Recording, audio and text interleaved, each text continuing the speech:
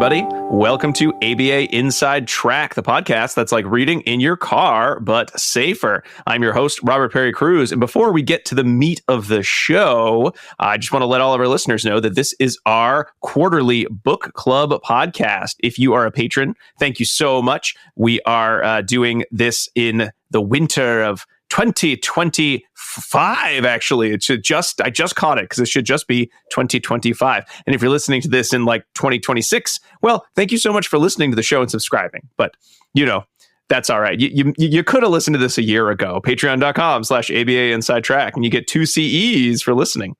Anyway, we're going to do this book club a little bit differently because before we were able to start recording, we had the chance, or at least I had the chance, to speak to the author of our book. So we're going to be talking at length about Susan Schneider's The Science of Consequences. Usually we start with our thoughts and then we get into the book, but we're actually going to start with an interview with Dr. Schneider talking about the book and her current work. So we're going to do that, and then we'll come back in and have our discussion with our book club group, who I'll introduce then. So sit back, relax, and enjoy our deluxeified book club on The Science of Consequences. All right. So I am here very, very excited to be talking with Dr. Susan Schneider about her book, The Science of Consequences, which we did our whole book club episode about. We had a nice long discussion about it, but it's nice that we thought whatever we thought. But why don't we check in with Susan about the book as the person who created it, or at the very least summed up her research, other people's research into a nice coherent whole. And speaking of that, Susan, would you mind just kind of introducing yourself to the audience and saying a little bit more about you than I think my bio I did probably won't have done it justice? Okay, and I haven't seen the bio, at least I don't remember, but right. How far back do you want me to go? As much as you feel like sharing leading up to the book. You know, this is your time, so you go into whatever detail you think is helpful. Okay, and I'd love to hear more about the discussion that the book club had too. Sure, yeah. If you can bring any of that up, that would be great. I will. I started out in engineering in the 1970s and 80s, but ran into some obstacles because of my gender. So it was good for a while, but yeah, again, there were enough issues that after a bit, I switched over. I should say I joined the Peace Corps and did that for a while. Yeah, so that was exciting. And then after that, I switched to behavior analysis. I had read B.F. Skinner's book, Beyond Freedom and Dignity, in high school for a psychology class for which we got college credit in our senior year, and been very impressed by it. So that was always kind of in the background for me as a possibility. So I got my PhD at University of Kansas, working with Ed Morris, and then had an academic career, and for a while switched around, and then was chatting with people about why there wasn't a book like The Science of Consequences out there that would try and integrate behavior analysis with related fields, including the important role it plays in nature-nurture relations, which I knew something about because I studied that in graduate school, developmental psychobiology, and I worked for 5 years as a developmental psychobiologist at Florida International University. So I had that background. I did mathematical modeling of behavior for my dissertation and some of the research after that in various academic institutions. And I taught a wide range of classes, including cognitive and social, and loved teaching intro, which of course covers everything. And so I thought, here's learning principles, operant and Pavlovian both, that are such a critical part of all these other areas of the behavioral sciences. And can we have a book for the public out there that will kind of integrate everything together with examples, that's not too technical, that covers the range, and that has some, humor, ideally, and enough of interest, So I never thought I would do it. But that's the way it worked out. I saw an opening there. I realized, actually, maybe I have enough background in all these interdisciplinary areas, as well as in the core of behavior analysis, to do justice to this. So it took me 10 years, Rob. Wow. Yeah. I mean, the book definitely reads as very well lived and well researched. So the 10 years is not as surprising in terms of just the breadth of information there. So I am so glad to hear that. Yeah, that was part-time at first, of course. Yeah, I started it in the year 2000. And I finally finished it in 2011. The last couple of years, I worked on it full-time. I got an agent. I got a Manhattan agent. I was all excited about that. Yeah.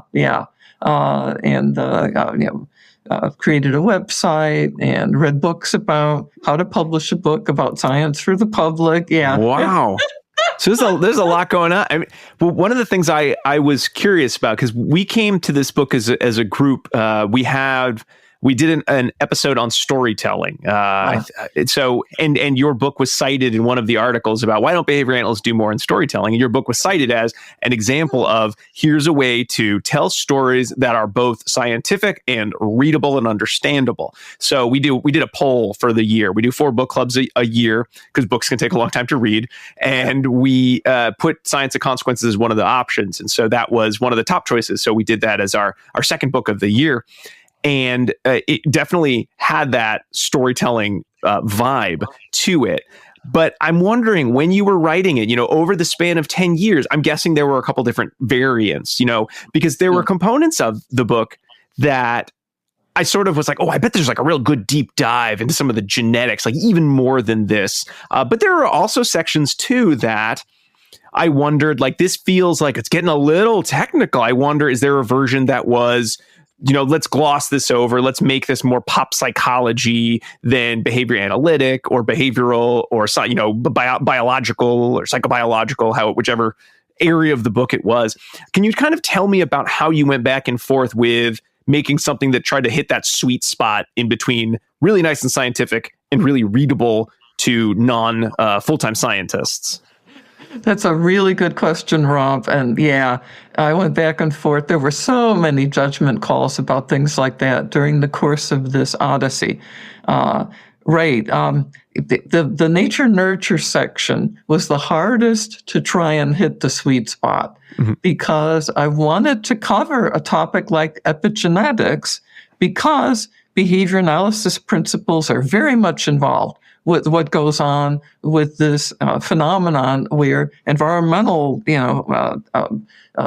actions and experiences affect the likelihood that one of your genes will be expressed to produce the protein it codes for. And there was just, I tried my best. I tried my best to make it understandable and not too technical, but invariably when I got responses afterward about the book, if this came up, that was the section where people said, it was a little technical in the nature nurture section. And I'm not surprised. But overall, the mathematical modeling section too, I do refer to differential equations at one point, but I don't go into too much detail with that, this is one of the reasons it took 10 years. I mean, first of all, of course, you have to decide the range of your coverage and then start lining up references and topics you're going to include versus topics that you're not going to include. And that in itself was just, it took forever. It helped to get some chapters written toward the beginning of this phase. Like chapter 1, I actually wrote fairly early on in the process because I knew what I wanted to cover in that chapter. But the other chapters, and the length of the book related to, of course, how much I was going to cover. At first, it was, I think, more than the 16 chapters it ended up being. And then I pared that down, I think, to 12 for a while, but that wasn't enough. And so, it's just an ongoing search for the happy medium where you cover the things that you think are most important to cover in a readable way. And you have chapters, hunks of chapters Mm-hmm. that fit reasonably neatly and that lead reasonably neatly one into the other, to create that sense of story, like we're going somewhere. Mm-hmm. Again, there's 3 overall sections to the book, of course, but within each section, I tried hard to have that sense of not just, okay, here's this area and then here's this area and plunk them down at random, Yeah. but to have a more logical order. Okay, so that makes sense in terms of, trying to do that storytelling piece of there has to be an order to I'm presenting this information in a way that's building, and then here's where it stops and we start the next related but different section. Yeah. Now, I know a lot of the content of the book really relies on the research examples to, tell like little mini stories within the overarching kind of, scientific narrative that you're presenting.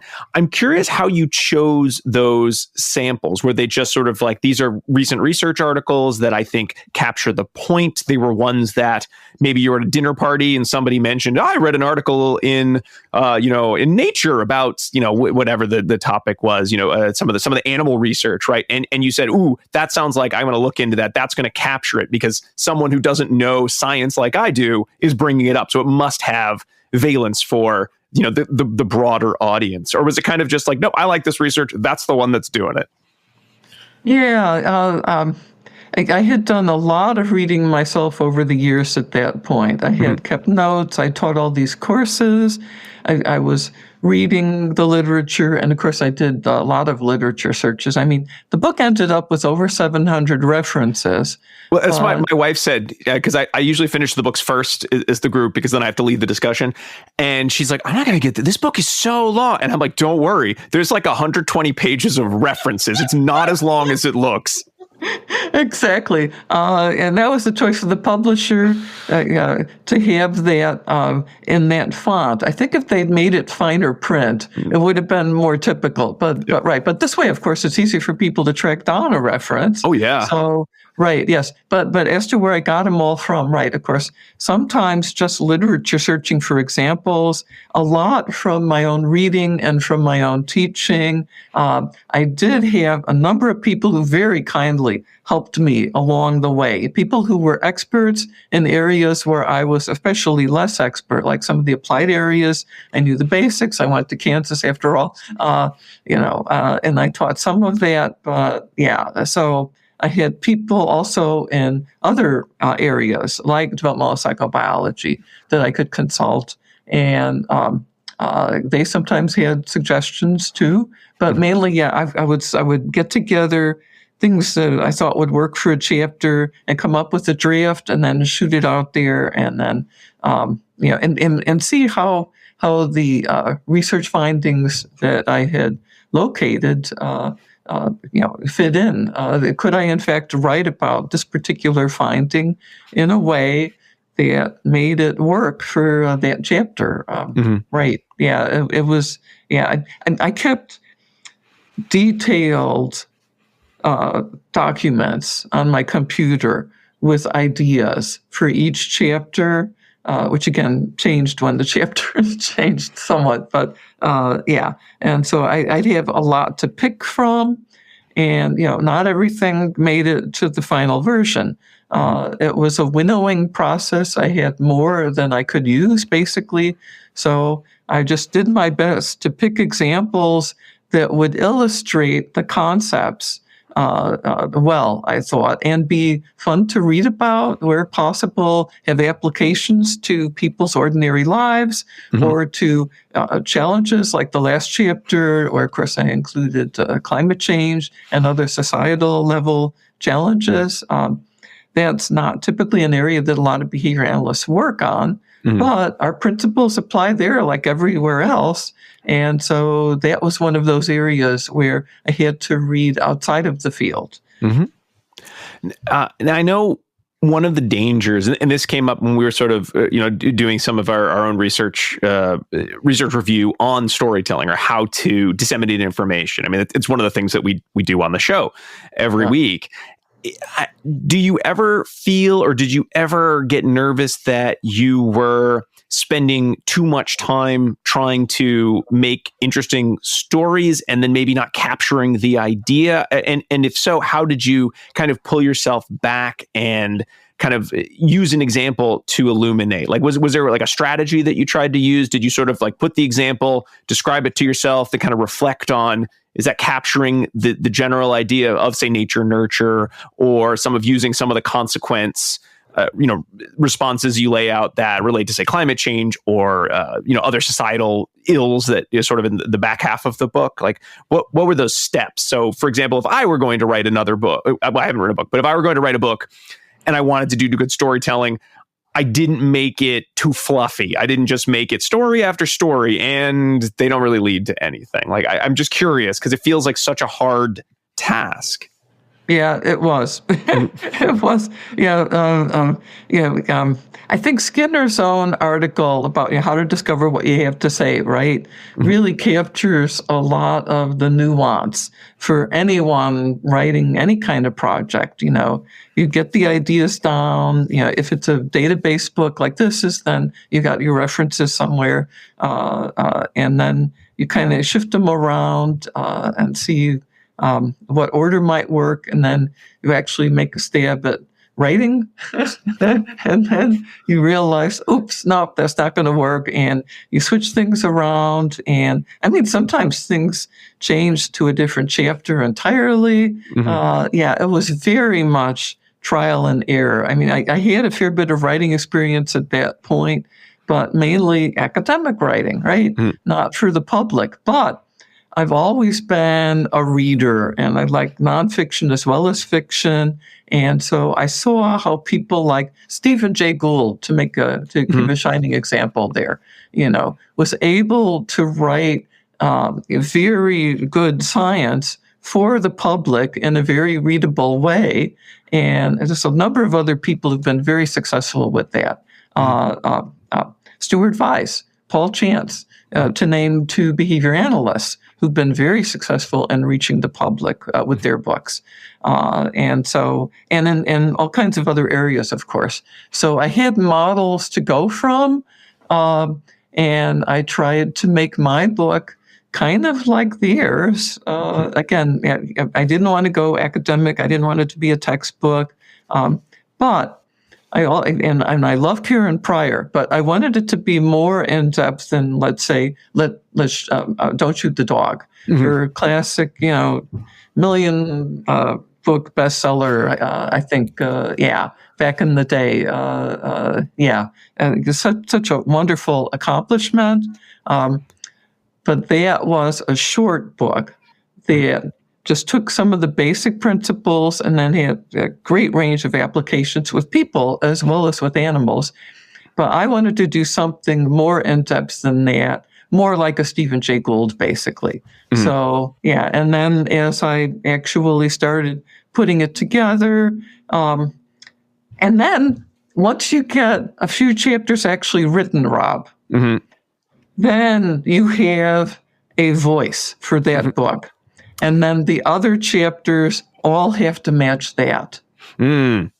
So that really helped. Once I had the first few chapters written, and they weren't big, and they weren't like chapters 1 and 2, although chapter 1, I think, was one of the first ones. They were scattered throughout the book there. But nonetheless, I had a way of writing for the book, and a length too. I don't know if you noticed, but the chapters are roughly equivalent lengths. Books don't have to be like that. Sometimes authors have them really short chapters and then a really long chapter. I think of, reading Verbal Behavior, and you get to chapter 3, and why is this like 200 pages? It's not that, but it's like, this is too long. Like, it's only chapter 3, man. Let's hurry it out. I didn't want really long chapters, but I didn't want really short ones either. I wanted, again, a happy medium there. And once I had a few chapters actually written, then that was a wonderful way for me to see, okay, here's how these remaining topics I want to cover can fit in to that kind of length and format. And then, things just fell into place at one point. It was beautiful. The 16 chapters, the 3 sections. Yeah. And then it was just a matter of, the writing. Did you find, when you're speaking about voice, did you find yourself writing and thinking, well, let me write this with the voice that I would teach in, which is going to be very different than, like you said, writing a research paper or, a letter to a friend, right? Did you find that you were sort of capturing that voice, or was your writing for the public voice different even than your teaching voice? It was kind of like teaching intro psych, I think. Mm-hmm. I mean, not that can't be technical sometimes, but, you've got often students from all different areas. They're not all psych majors by any means. And so you have to reach them in the ways that get them interested in the topics and learning the science that's important for them to learn. Mm-hmm. But it's not like a senior level or graduate level course where you really get into the weeds and very technical and do academic readings, right? So I guess that's the closest I could say. I just loved teaching intro psych because I could make all these connections and not just learning principles, of course, but that was one of the main ones because they are applying everywhere. I mean, every single chapter in the psych textbook, there's going to be learning principles, operant, respondent, or both. And I wanted students to see how everything fits together. And I valued these closely related sciences like cognitive and social and developmental psychobiology and biology and economics, for that matter, behavioral economics and all that, and being able to show how all of this relates. I think it's just such a satisfying, important thing because there's so many applications everywhere, and it still is a source of joy when I see that somewhere and a source of disappointment when I don't. Yeah. I know the section, I think the four of us, we had four folks doing the discussion of the book. I know we found the first section the most interesting is not quite the word, but I mean, certainly the second section was more on kind of the science of consequences specifically related to behavior and schedule. So again, that was very, very, familiar to all of us, or all of us behavior analysts.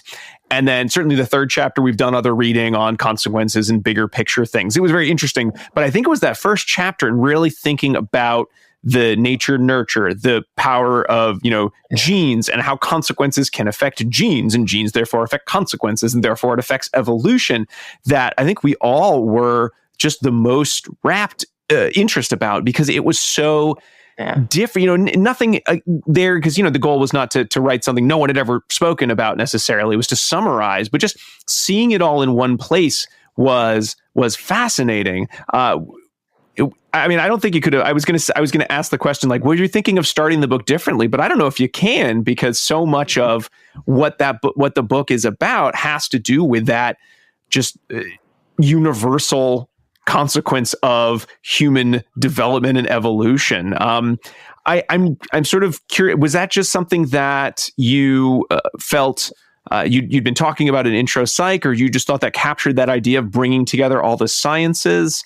Were you ever worried that maybe that was going to go beyond what people could handle in a book about consequences? That was certainly a challenging part to write, but you absolutely hit the nail on the head there, Rob. This was so exciting for me personally when I first discovered it in the mid-1980s when I was a graduate student at University of Kansas, right? Ed Morris has always been interested in that area too. I took a graduate course in developmental neurobiology with a neuroscientist who was in the department at that time. And that just, I could tell you after the book tour, if I hadn't felt that it was important for me to work on climate change and really switch to that, because it is such an existential crisis for the future. Yeah, for now, for that matter, right? What I would have liked to have done would have been to go back to developmental psychobiology, because it's just such a fascinating area. And you have all these scientists from all these different areas working together productively, integrating these different sciences and showing how much flexibility there is. And so much of it is driven by learning principles. And so behavior analysis is a really important part of that mix. And it's just such an exciting area. But yeah, I decided to do climate change instead. But I'm glad that I did get to work in that area for a while. Sure. I know one of the things that I was sort of going back and forth with while reading the book was whether I thought this should be classified as a radical behaviorist book or whether that's sort of a silly question in that, well, radical behavior at the end of the day, radical behaviorism is really what is happening in real life, but we have to give it a name so that the cognitivists and the mentalists of the world don't get too offended that we're honing in on their turf. Is that something you've ever felt in terms of writing the book or in general, or do you really think there is a place for like, no, this is radical behaviorism, this is psychobiology, like, binning our sciences? Yeah, I sometimes, you could see that there's reasons to do that, but I prefer just to have science and everyone working together productively with our different special backgrounds, of course, different areas of expertise. But I actually, back in 1987, I think, I published a paper on the term radical behaviorism, a history paper on how that term came to be. That actually, I think, probably after the book, is my most cited work, although I have, of course, did a number of empirical papers and a number of other conceptual papers too. But yeah, that's gotten a lot of reads now on ResearchGate. It was in the Behavior Analyst, right? And of course, the term really means thorough. Radical, not in the sense of extreme, but radical in the sense of including private events and not being, other forms of behaviorism that did not. Skinner did always include private events. And so I hope I wrote the book in a way that, and I think from the feedback I've gotten, I seem to have succeeded to some degree anyway in making it accessible and fair to all of these related sciences as well as the core behavior analysis. I definitely agree. It was a science book that happened to have a huge focus on behavior and the impact of everything that, everything around us, the organism and the environment, right? You can't write about it without talking about environment and then internal, external states, right? Exactly. Susan, I'm going to ask you, this is kind of related to one of the questions that I was, planning to ask, but I think I have to tweak it a little bit. I'm going to ask it a little bit of a professional courtesy question. I have to change it. So while we're talking about the idea of, certainly genes and the environment and development and evolution as a consequence, as well as respondent and operant conditioning, something I have run into a lot more recently. It's not a new phenomenon. I didn't find it. It's been the same issue that's been going on since back in the 50s and the 60s when it comes to behavior versus mental states, is just this return to the idea that operant behavior has to do with when we're being good and bad little, humans, and everything else is, well, but you can't explain the anxiety that people are having or the stress that people are having through operant principles and through the principles of behavior. That's its own magical thing.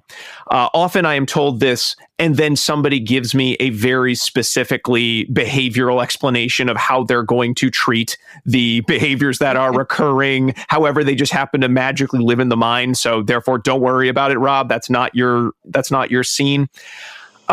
How do I go about having these conversations with people in a way that is focused on the science of consequences rather than just my getting offended at their lack of understanding of operant behavioral principles.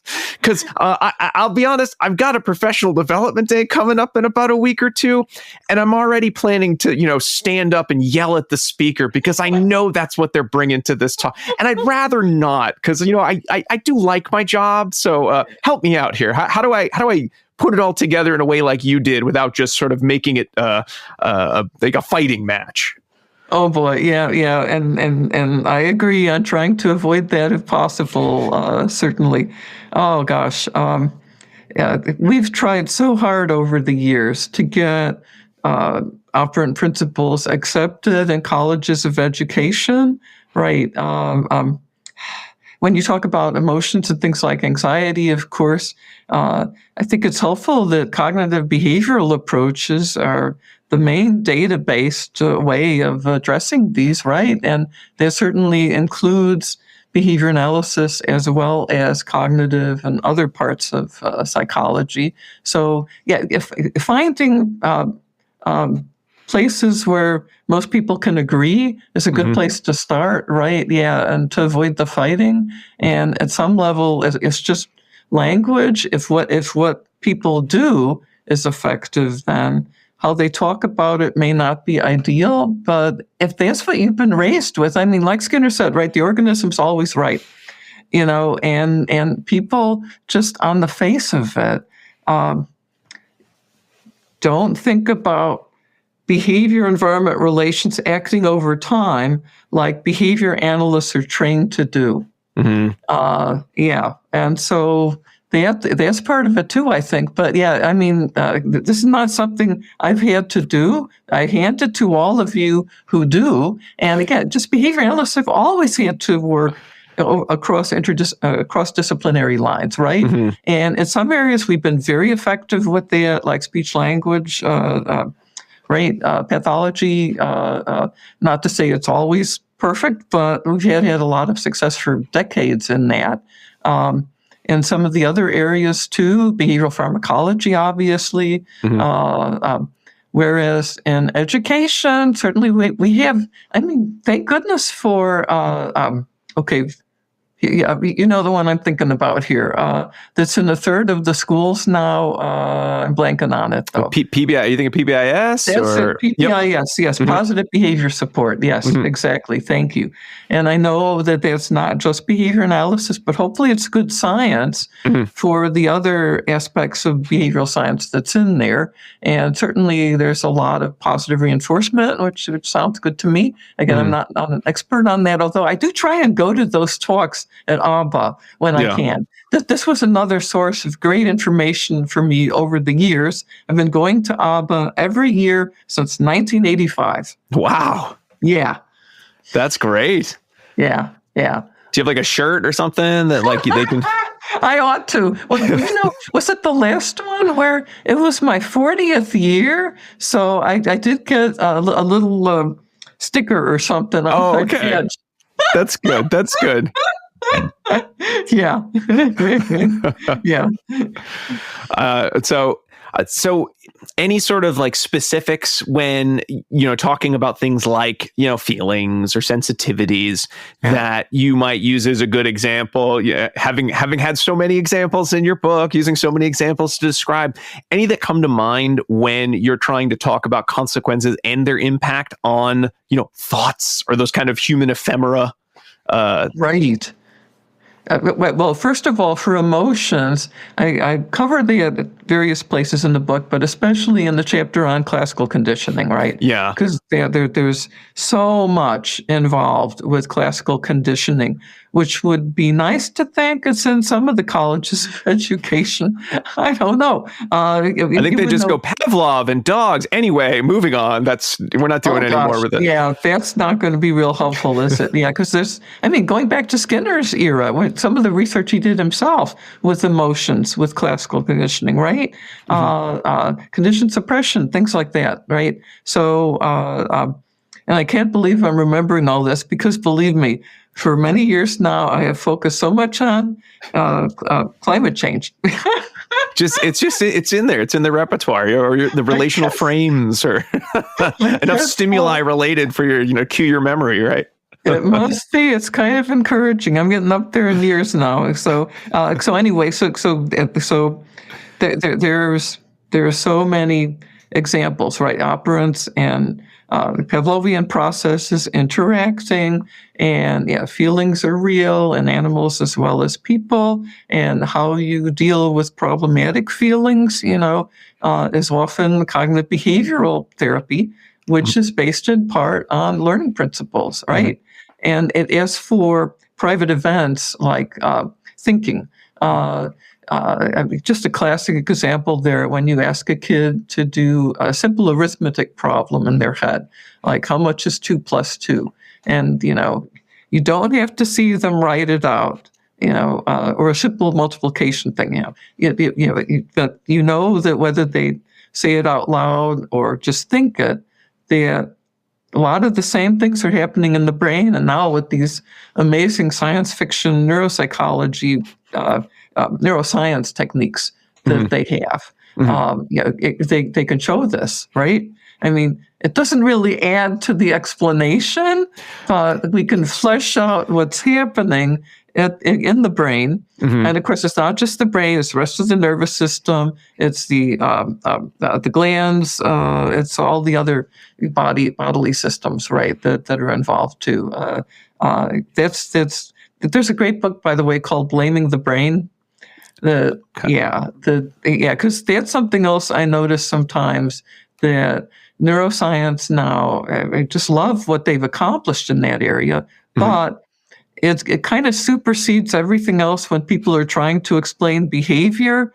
And we know that that is not a good or thorough approach, that you need all the environmental aspects too. So, anyway, I think I'm kind of rambling here. No, but I sort of hear that central idea of part of it is, turning into the skid. And I think a lot of behavior analysts, when they're freshly minted behavior analysts, or they're just focusing on the behavior and just operant conditioning, it is hard to then be able to switch gears, because so much of what you're getting from your environment is people talking about everything's the brain and everything's these magical homunculi feelings.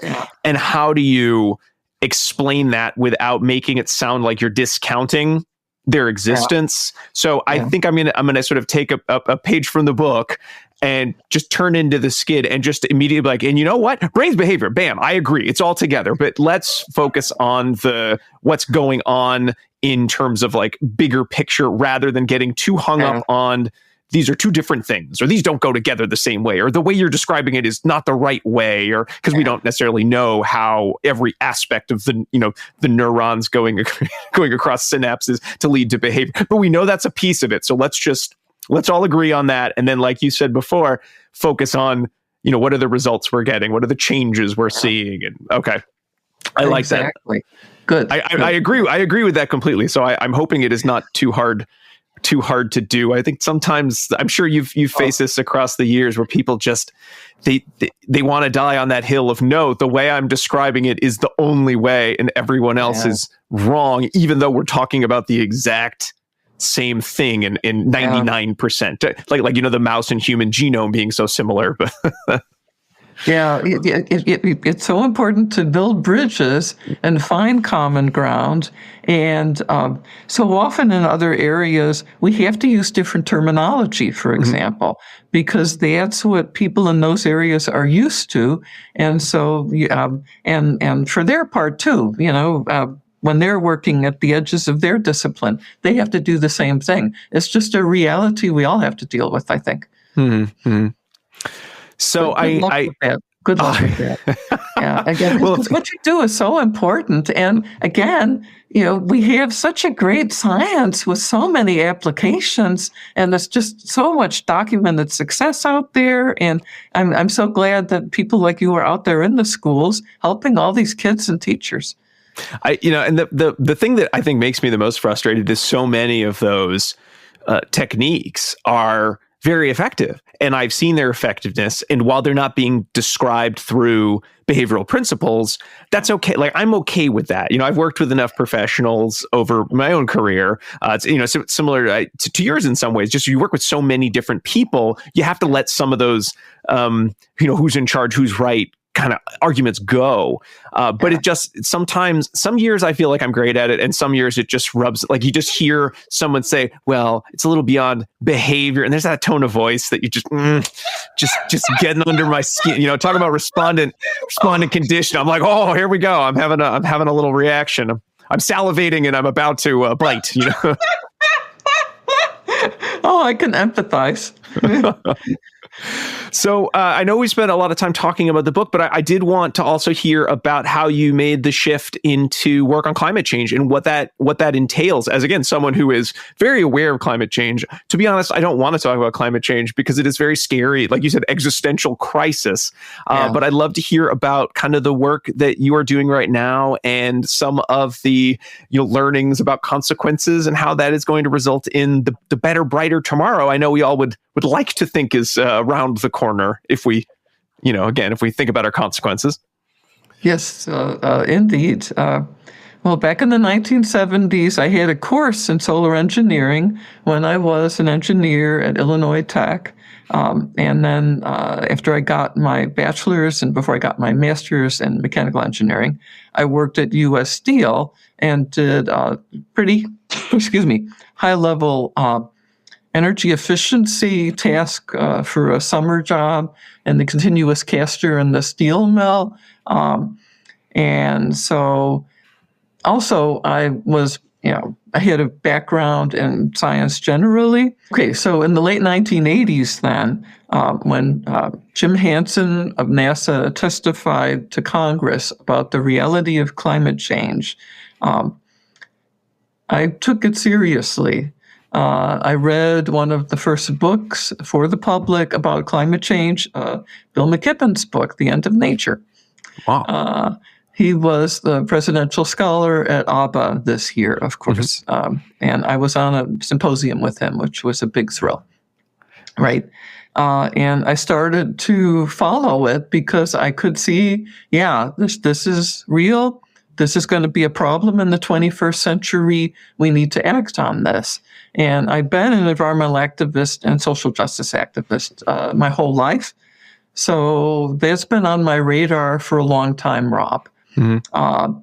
I used to, just kind of do that kind of activity on the side because I had jobs and then I had the book and then for 3 years, a very full-time job doing the book touring.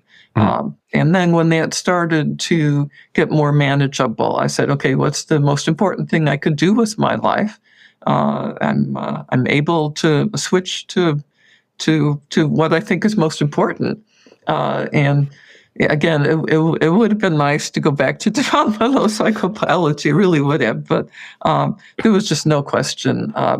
We were, this was around 2015, 2016. Mm-hmm. And we were clearly not doing enough for climate action. And there was not enough emphasis on the behavioral science side because, heck, in the 1970s, I studied solar engineering. The basic physics there hasn't changed. Mm-hmm. You have economies of scale now. They've got better methods of engineering these panels, but the basic science has been there for a long time.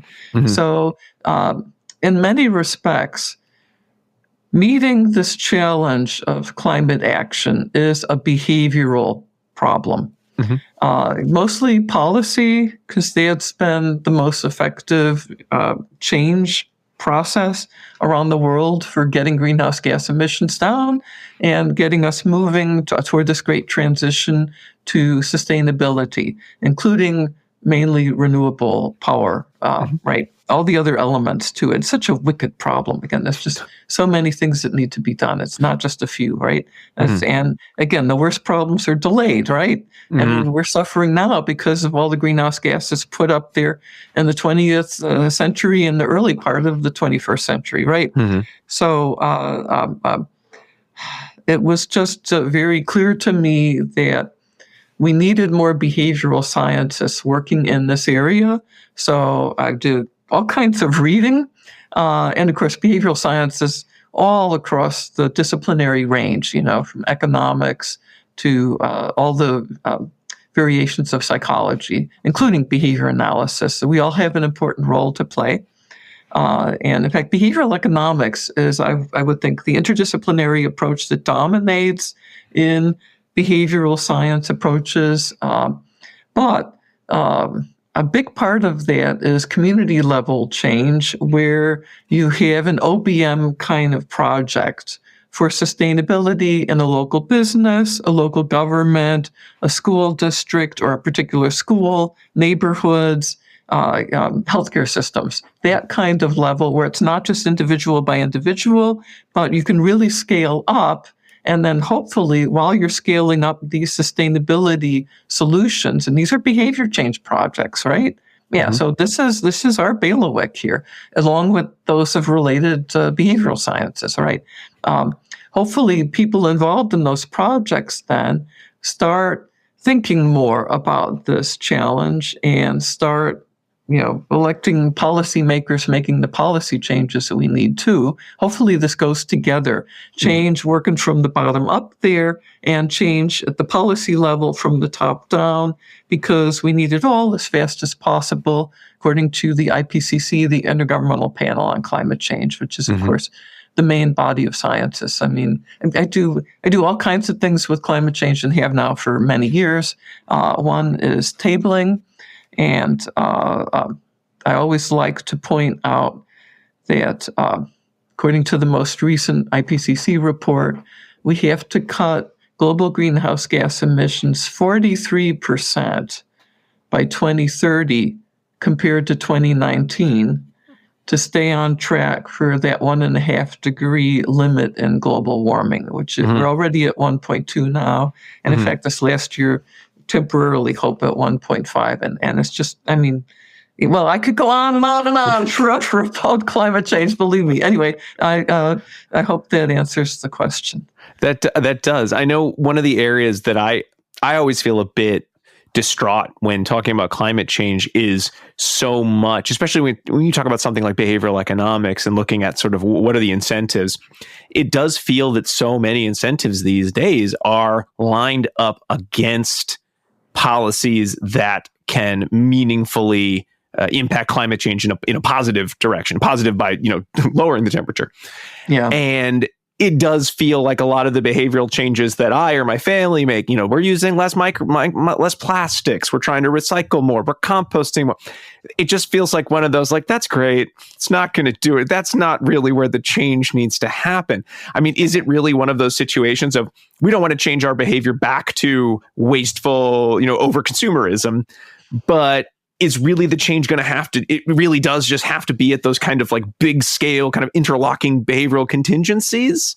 And if so, I mean, it makes sense. It's an existential crisis. It is. Electrifying everything is one of the big goals, because you can make the power sources for the electricity renewable. And I include nuclear in that because it is low carbon, and I think it's got to be part of the mix. Realistically, if we're going to get close to meeting this this deadline, basically, right? Yeah. For what individuals can do, there's been research on that, a lot of quantification out there. Again, I give a lot of talks about climate change, so I can say buying less stuff for the developed nations, although that's hard to quantify. There's a famous article by Wines and Nicholas in 2017 in Environmental Research Letters. That's one of the main journals, right? That has basically the 5 big ones for individuals being having a sustainable family size, using green energy, driving less, flying less, and eating a more plant-based diet. In particular, eating less beef. Beef is just off the charts. It has a huge carbon footprint. Chicken is actually better than some dairy. A lot of people don't realize that, who are vegetarians, who think they're doing good by the planet.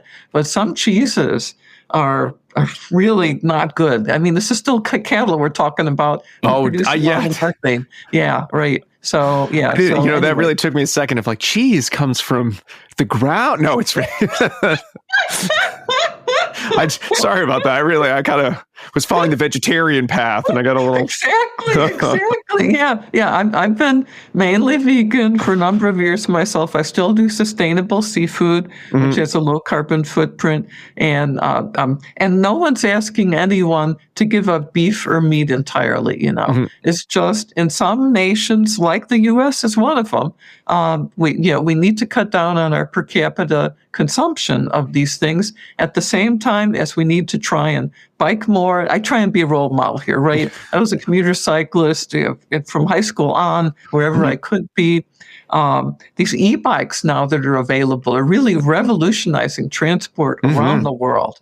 So, especially in cities, of course, where you don't have really long distances to go, and they're much more carbon friendly. I bought a used electric vehicle 4 years ago, a used Chevy Bolt, which I love. So that's also important. I'm getting a heat pump next year. I have a heat pump water heater. I have solar panels. And I have cut down on mowing in California. Oh gosh, lawn services there.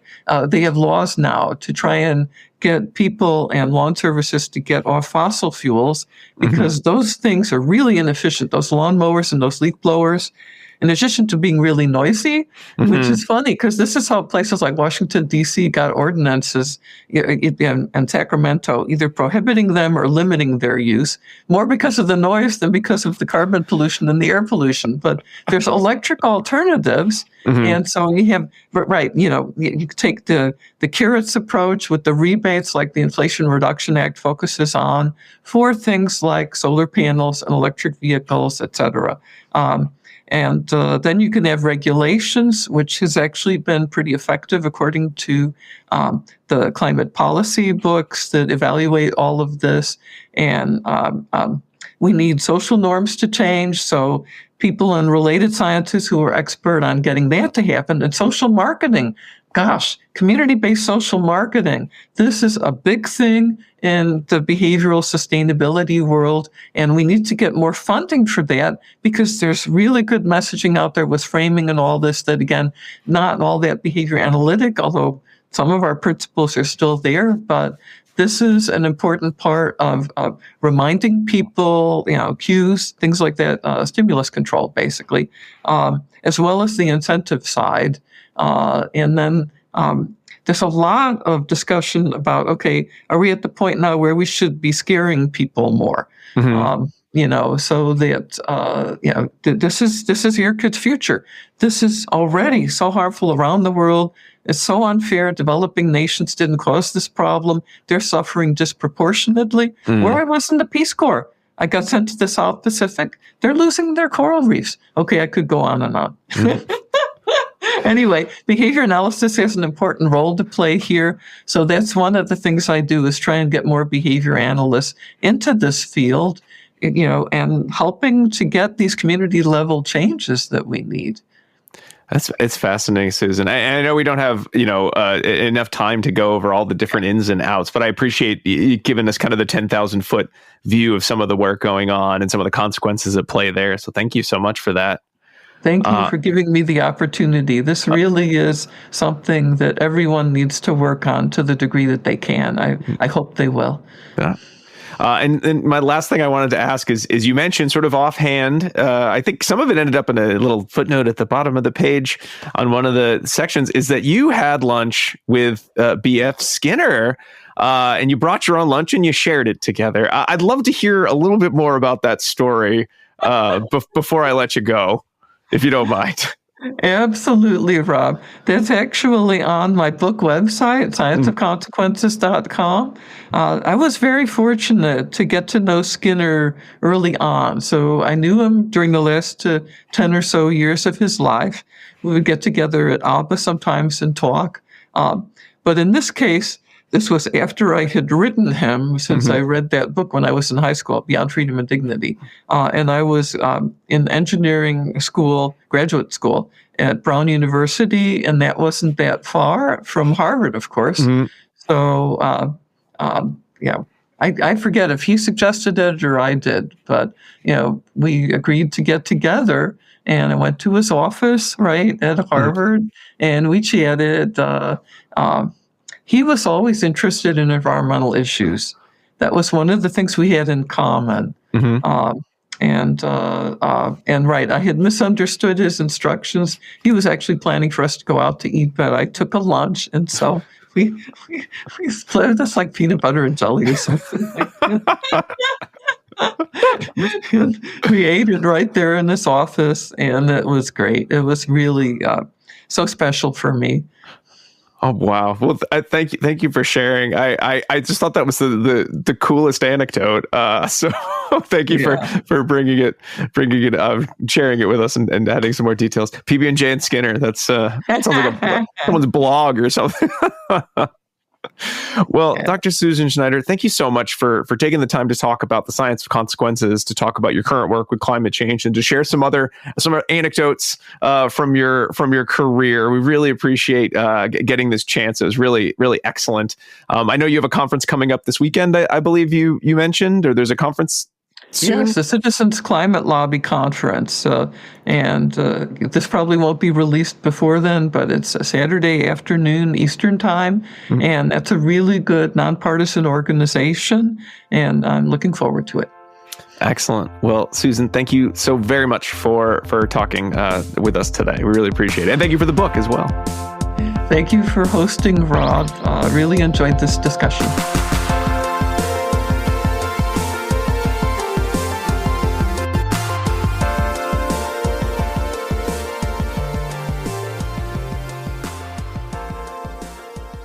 Hi, do you want to be a BCBA, also known as a Board Certified Behavior Analyst? Sure, we all do.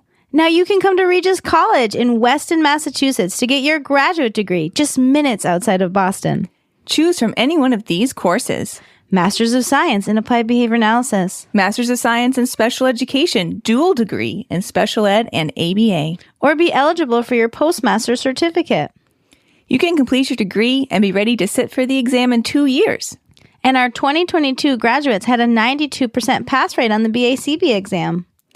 Come enjoy approved fieldwork placements, ethics mini handbooks, PhD levels professors, small class sizes, and a service trip to Iceland if interested. And don't forget, our program is accredited by the Association of Behavior Analysis International, or ABAI, as a Tier 1 master's degree program. Don't delay. Supplies are limited. Learn more at regiscollege.edu. Again, that's www.regiscollege.edu. regiscollege.edu. One more time, www.regiscollege.edu. See you there. Bye.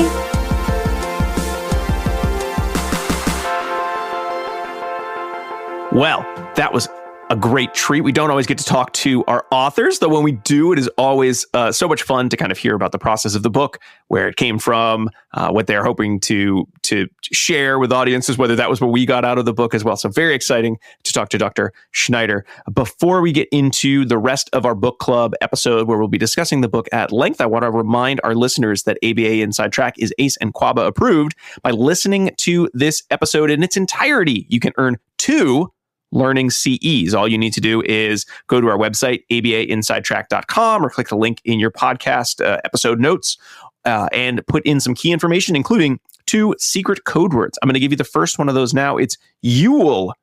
Y-U-L-E. 'Tis the season, Yule. Or is it the season? It's kind of over right now, right? And depending on when you're hearing this, it may be way over. But at the time of our recording, it's on our minds, Yule. All right. Oh, and don't forget, if you are a patron of the show, you also will have a code word in your RSS feed on your podcast player for 2 CE discount. So no charge for you patrons. A big thanks for us. But you still have to listen to the rest of the episode, which is coming up right now. All right. Hey, everyone. Welcome back. We hope you enjoyed that interview with Dr. Schneider. And now let's get into our main book club discussion. But I couldn't do that without my book club crew. Joining me, as always, are... Hey, Rob. It's me, Diana Perry Cruz. It's 2025, which means I'm going to go first in the second place introductions. Yeah, and I am now third. I'm rounding it out, the trifecta of co-hosts, but not today because it's a book club day. Do you want to say who you are? That means I'm here. Oh, sorry. That means I'm here. Alan Haberman, your book club guy. All right. Well, we got the crew together. We have been reading and we finished, and now we're recording our discussion of The Science of Consequences by Dr. Susan Schneider. And we're going to start kind of with a little bit of a bio about the book, where it came from, and then we'll talk about our thoughts, and then we'll get into some details about the book. So this book was published in 2012, and the reason it entered our poll for this year, for the 2025 to 26 year, as voted on by our patrons, was because it was mentioned in an article by Heinlein that we did as our episode on storytelling. And it was mentioned that The Science of Consequences was a good example of how behavior analysts could do a better job using stories to explain key behavioral principles. So we threw it on there and said, well, we love stories, and we love that topic, and we love dissemination, and we love new ways of disseminating to beyond just an audience of behavior analysts. So let's see if this book does it. And so that's what we're going to be talking about today. Dr. Susan Schneider got a degree in mechanical engineering from Brown, and then a degree in psychology in the University of Kansas. And she also worked in the Peace Corps. She currently is teaching at Western Michigan University and has been doing a lot of work recently as for nonprofits related to climate change. And that's sort of her big push now is Science of Consequences plus ecology equals solutions to climate change. And she has been she's published a lot on the idea of consequences and on context and systems theory. So she's definitely a behavior analyst.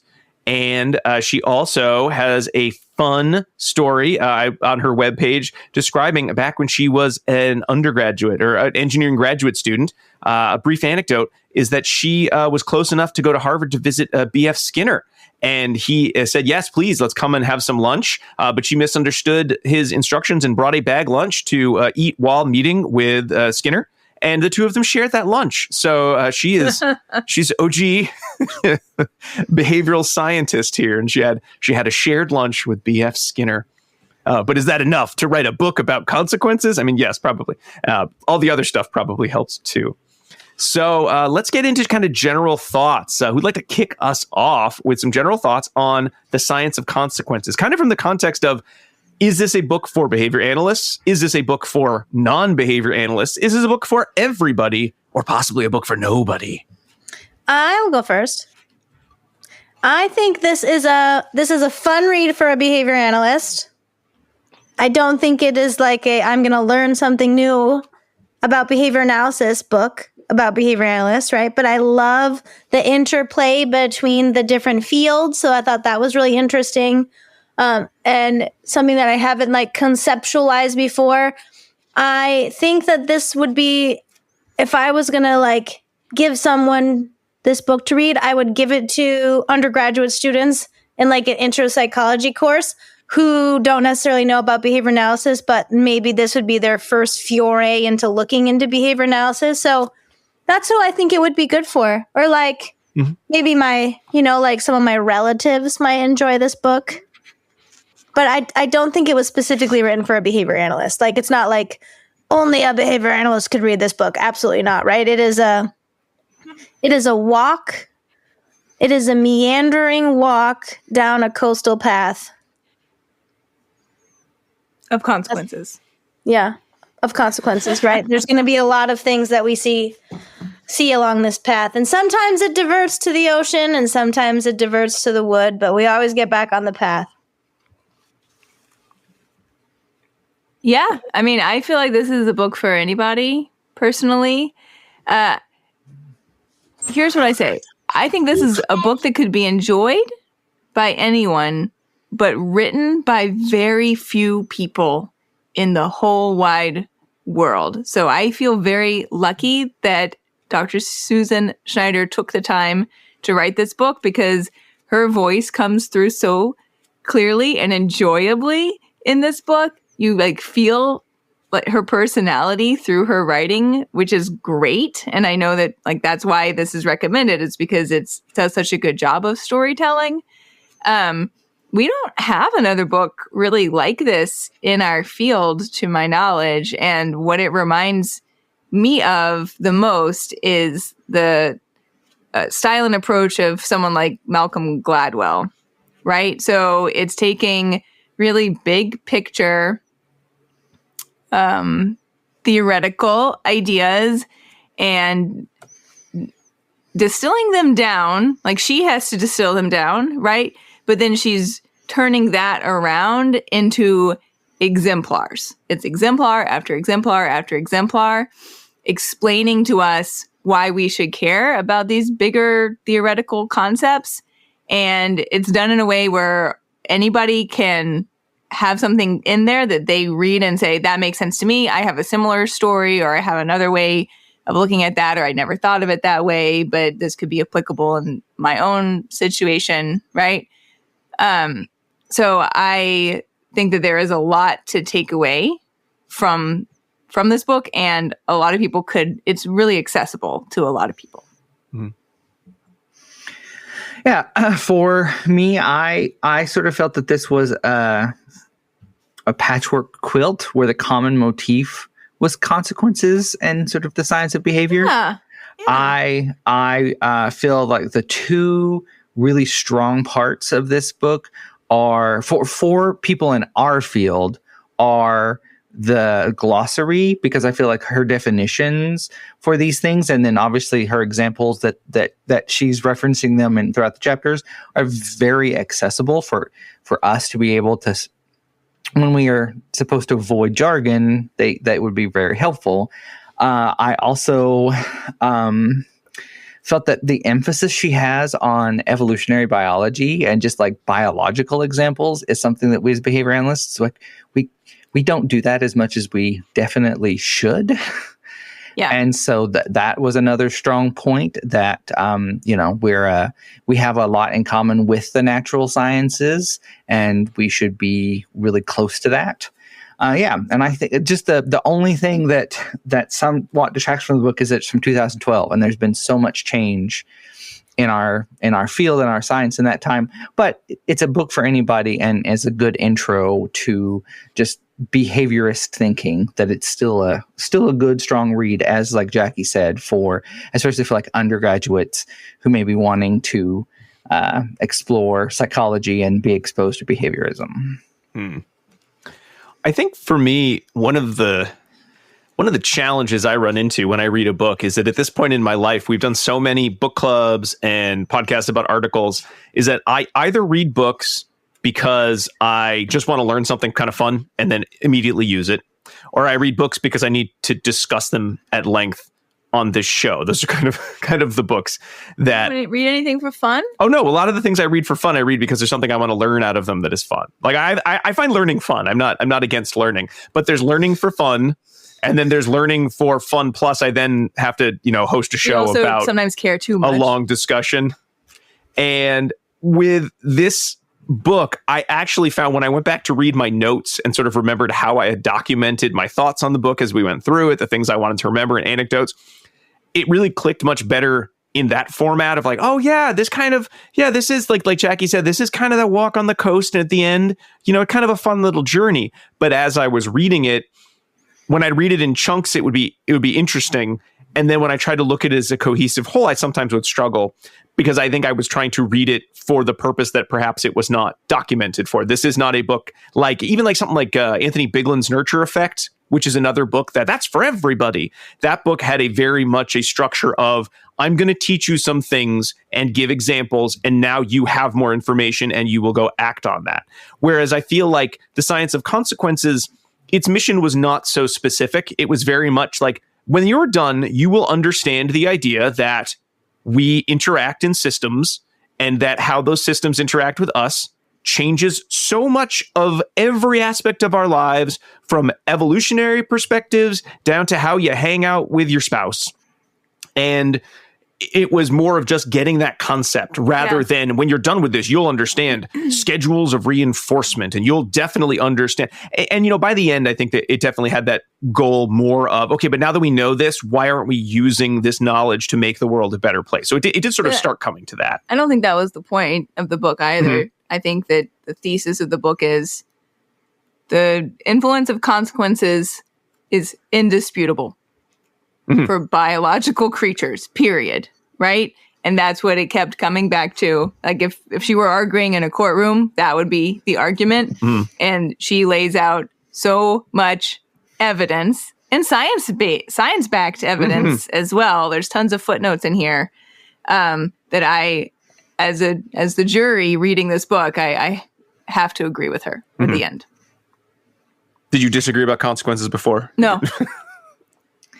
If I feel if she were to ever do another example, I feel, this is just for me, I feel like she would do a great job of adding a sort of like bow or another layer using like functional contextualism, which people weren't really talking about at this time. But I feel like that would be she would be really good at explaining that mindset and tying consequences to that broader picture of functional contextualism. Absolutely. So, yeah. Well, I think it also, the book kind of reads like a really good keynote. At the end of that keynote, you're not supposed to say, I've learned so much about topic. You're supposed to say, I am so excited about topic. I want to learn more. And I don't want to kind of denigrate the book in that there were so many examples. So if you want to drill down on a few of them, you're definitely going to be able to learn more. But I don't know if that's the point. I think the examples, the switching from animal to human, different contexts, different subjects, the quickness of the chapters, I think really is more to just give everyone as thorough a flavor of how consequences impact lives than to teach any one of them to you. But if I know I personally was very excited to learn more about some of like the neurology piece, consequences related to genetics, because that's not something I often, I don't think I've learned about that or really thought about that since graduate school. Usually it's more about consequences and, society, social behaviors. So that part was, I think, probably the most I learned from the book in the way we think of learning from a book. A lot of good examples, a lot of good animal research. So there was a lot there. So again, if you are a behavior analyst listening to this and you say, well, should I read this book because I will learn so much about consequences? I mean, you might, if you'll listen to the rest of this discussion and you might hear some parts that sound like a good kind of primer, great. But if you just sort of want to get an example of different ways to talk about consequences in a very thorough way, I think we had fun with different sections of the book. And if you find a section you don't like, this book moves really fast. So don't worry. There'll be another anecdote or section that you'll be picking up very soon after. So it definitely moves in a way you don't think of. Rob, do you want to tell us what those 3 sections are? Yes, I do. Are we all ready? Everyone good with their thoughts? We are good. Yep. All right. So in terms of the makeup of the book, we've got 3 sections. There's one looking at sort of the biological picture of nature and nurture and how consequences impact us at a biological and a neurological and a genetic level. The second section looks a lot at schedules of reinforcement and impact on behavior. So that would sort of be the behavior analysis light section of the book. And then the final section is really on the applications of consequences in the lives of organisms at the individual and then at the last chapter at the societal level. So again, kind of starting with individual interactions in a number of ways. So autism treatment, addiction treatment, social discrimination, and then climate and overfishing, right? It starts getting at the big picture issues in the book. So again, I think part 1 was the most interesting to me personally. Did any of you have a part that you said, that's the one that I would, if I were going to reread a part, that's the one I'd reread? Part 1, probably. Mm-hmm. Then I made a face like, no, I know this. I don't either. I'm moving on to the next book. What? Was that not your face? No, I don't know if I had a favorite part. That's all. Okay. Yeah. I mean, I thought part 3 was just sort of interesting to see a broader application and then part 2, really just the behavior analysis light. It's nice to go back and be like, oh yeah, there are people who maybe haven't had exposure to this and I need to have their perspective on what these things mean. I think that was a challenge in reading the book, though, is we know everything that's in part 2. We know schedules of reinforcement. And while I don't know every example of animal research related to schedules of reinforcement, there's nothing brand new out of there. So for me, it was like, well, this is a fun way to explain it. This feels like it makes sense, but I don't know if it does because I can't take out our context of there. So that'll be something we can look at when we get there. All right, so part 1, consequences and how nature nurture really works. So the first chapter really gets into a lot of the origins of consequences and really talking about how, and I think this book definitely does this throughout, the idea of sort of humans are not some sort of like magical creature that has evolved to be beyond any of this. You know, much like the flatworm that 500 million years ago had the first, you know, what we'd consider high neural features, can learn about consequences. So can you. You can do it too. If a flatworm can do it, you can as well. And, you know, really this... You're talking about the tardigrade, though, because I just love that little guy. Did the tardigrade learn from consequences? Oh, of course. Yeah, he's way more advanced than this flatworm, but he's just so adorable. Have you seen his picture? He's like a little bear. He looks like a little teddy bear, so he's got a weird, like, alien suction face. He looks like Zuckuss from Star Wars. I know this is unrelated. I just wanted to talk about it. Okay. There are no tardigrade examples in this book, so half a star. It's a failing, yeah. Half a star off.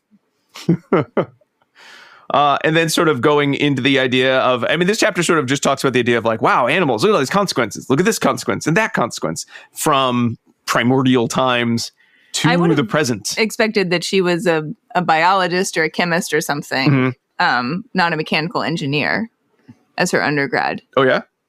Well, just because there's like I don't know, an ethnologist or I don't know exactly what it would be, but she knows a lot about a lot. She knows way more than I have ever imagined knowing. And even like this first like 3 chapters, I'm like, ooh. And then when you went and looked at that like reference section, I was like, there's half the book right there. Yeah. Oh, yeah. There are so many studies that we have talked about on the show referenced in this book, too, which was cool.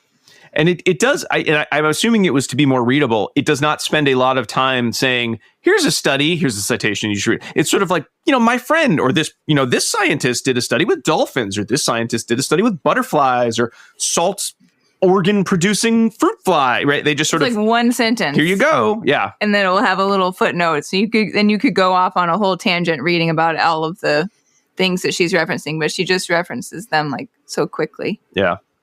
Well, and I feel like you could, especially chapter 1, you could sum it up as selectionism is an essential idea to what consequences are, even though they don't necessarily on the surface relate. They really are why selectionism matters, which is like evolutionary selection is essential to behavior.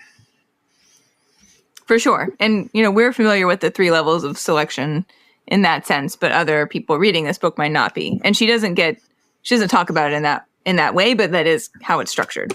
Yeah. Yeah. Between the anthropology, biology, evolutionary references, it's all referencing basically that. Yeah. I did like in the first chapter sort of the idea of sort of what are some contexts related to consequences that all organisms seem to respond to, and the idea of variety as a consequence, having choice or control as a consequence. So really thinking of sort of those higher order pieces, because I think when we talk about consequences, or I think most people, I mean, working in education, when most people think of consequence, they're either saying a punishment in the kind of the old sense of the word, or B, oh, well, I'm giving them paying attention, or giving them a candy, or yelling at it, or giving them a toy. That kind of ABC part of the consequence, not really thinking more about consequence as the environment shifts in the environment, what kind of components of the environment, how do you change quality? Consequences, right? Yes. Yeah, but consequences are happening all the time, whether they're programmed or not. Exactly. But that's kind of the first chapter, really just throwing out the idea of, hey, these things are everywhere and all organisms respond. And here's some of the factors that play into consequences being appetitive or not. And then moving into evolution, moving to the next chapter. Anything that we missed on chapter 1? I mean, again, this is not a book that we're going to be able to sort of like, and then some of the big thesis here, because it just moves. Here's a lot of examples around a theme. Other than there being no tardigrades, no. No. Okay. No, I have to say there's a gene called Klingon, because scientists have humor, that I thought was worth mentioning. Yeah. Was that in chapter 1, the Klingon gene? I think so. Okay. I didn't write that one. Didn't make it in my notes. You probably chuckled but didn't write it down. I don't even remember. She's I funny, might not too. have picked it up. Right? We didn't say I might not have picked it up. Right? We didn't say Yeah. that yet. She's really funny. And she talks in the beginning of this book about how one should vary their writing style, right? To keep everyone's interest. And she like kind of explains how to do that. And then she just demonstrates it throughout the whole book by doing exactly that. Yeah. All right. Moving into chapter 2 in the first part, Consequences and Evolution, the cause that works backward, which sounds like a terrible 50s sci-fi film. and this I really did like, because there's so much nature nurture conversation that I think when an average person who sort of doesn't study behavior or study anthropology or study biology, it becomes one of those, well, it's in us and that's what you're going to do, right? And it just feels like that, like that's very almost hardwired in our conversation about nature nurture. And I really like these next chapters in terms of looking at, well, yes, that's kind of true, but it's also not true. And it's a little more complex. But let me lay it out for you in ways that are good, fun examples that explain how it does work, but also works in different ways. So, in terms of things like, and here's an example, duck mother imprinting calls, a lot of birds in this first section. And the idea of, well, even though nature would say that birds are born with the ability to imprint to their mother, it actually is related to the consequences of what sounds they heard ahead of time. And we can change how they imprint or don't imprint based on what sound, what bird call they heard. So there's got to be a nature piece there, but there's also got to be a nurture piece, because we can affect it as outsiders or as people changing the environment. So again, lots of examples like that. Bird songs, different bird songs. Butterflies. So again, butterflies prefer yellow at birth, but they can learn through consequences to find nectar based on the color of a flower that's not necessarily yellow. So again, there's that nature nurture pull. I really appreciated the birds section here, because I recently got into being a birder during the pandemic, and I bought a bird book, and I was practicing bird calls and trying to identify the annoying bird that was waking me up in the middle of the night. It was a robin, by the way. Oh, okay. Yep. And I just appreciated how, she brought it back to something that we might all kind of know about. Right? Mm-hmm. These examples, she set the stage, told us about the birds, and then we all kind of know about birds and bird songs, and, the female and the male do different things for different consequences. And I just really love how she set it up, and it felt really relatable. Mm. I felt like she was giving us examples that were of high interest to her. Mm-hmm. Right? So maybe we should be best friends. Maybe, yeah. But not more best friends than you and me, though. No, absolutely not. No, 100%. Oh, okay. Good, just checking. That one's genetic. That's not a consequence. But like I was saying, I feel like not many people could have written this book, right? And I'm coming away from it thinking that, just because I feel like I know a lot about her through this book by the examples that she has chosen to provide to us. And I don't know, she just seems really unapologetically herself throughout this book, which I just really loved. Awesome. I think when in this chapter we start talking about evolution and selection pressures, is that something that everyone here had already thought about in terms of kind of consequences? Because I reading this, it was like, yes, this is how I think of evolution. Selection pressures, it must have to do with consequences. Though I don't know if I ever verbalized it or vocalized it as, it's another type of consequence, so much as just sort of what I learned in science class of evolution selects based on who can survive. But I never really put it together as yes, and that survival is a consequence in terms of who can access more of a resource, who can breed more. So I sort of never thought about it in terms of consequences, that's the science I do, versus just a separate biology thing that I happened to know. Did anyone else feel that way, or that's just me? That's you. No. That's just because, that's what we teach, is these levels of selection. So there's selection by phylogeny, which is based on genetics, and then there's selection of ontogeny, which is based on behavior of the individual, and then there's selection at the cultural level. So to me, they're all tied together. But I think that the idea that gets misplaced here is that there is something that an animal or a species is evolving toward, right? As though there is some ideal version of that species. And when the species gets to that version, then they're going to stay there, right? Mm-hmm. But there's no forward planning in evolution. It's just the current genes that are presented and what is selected for best through evolution based on what is currently available. And then random mutations could occur that end up being more advantageous, and then those genes get selected for. But it's not, there's no like pre-planned system going on here, right? Which I think can get tangled up in the idea of evolution. It's just like whatever is out there, the best version is going to get picked if it's important. Mm-hmm. Right. And I think that's also how people see when they talk about reinforcement too, right?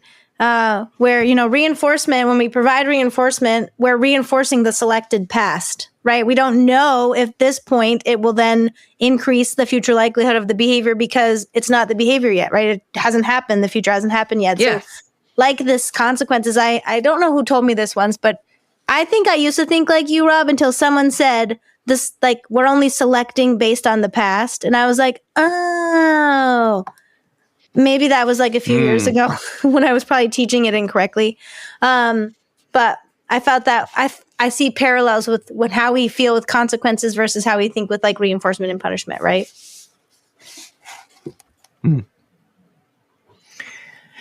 Yeah, I was just going to say, Robbie, you really should read Evolution and Contextual Behavior Science because I think it's a good book that'll help you have a different mindset about that.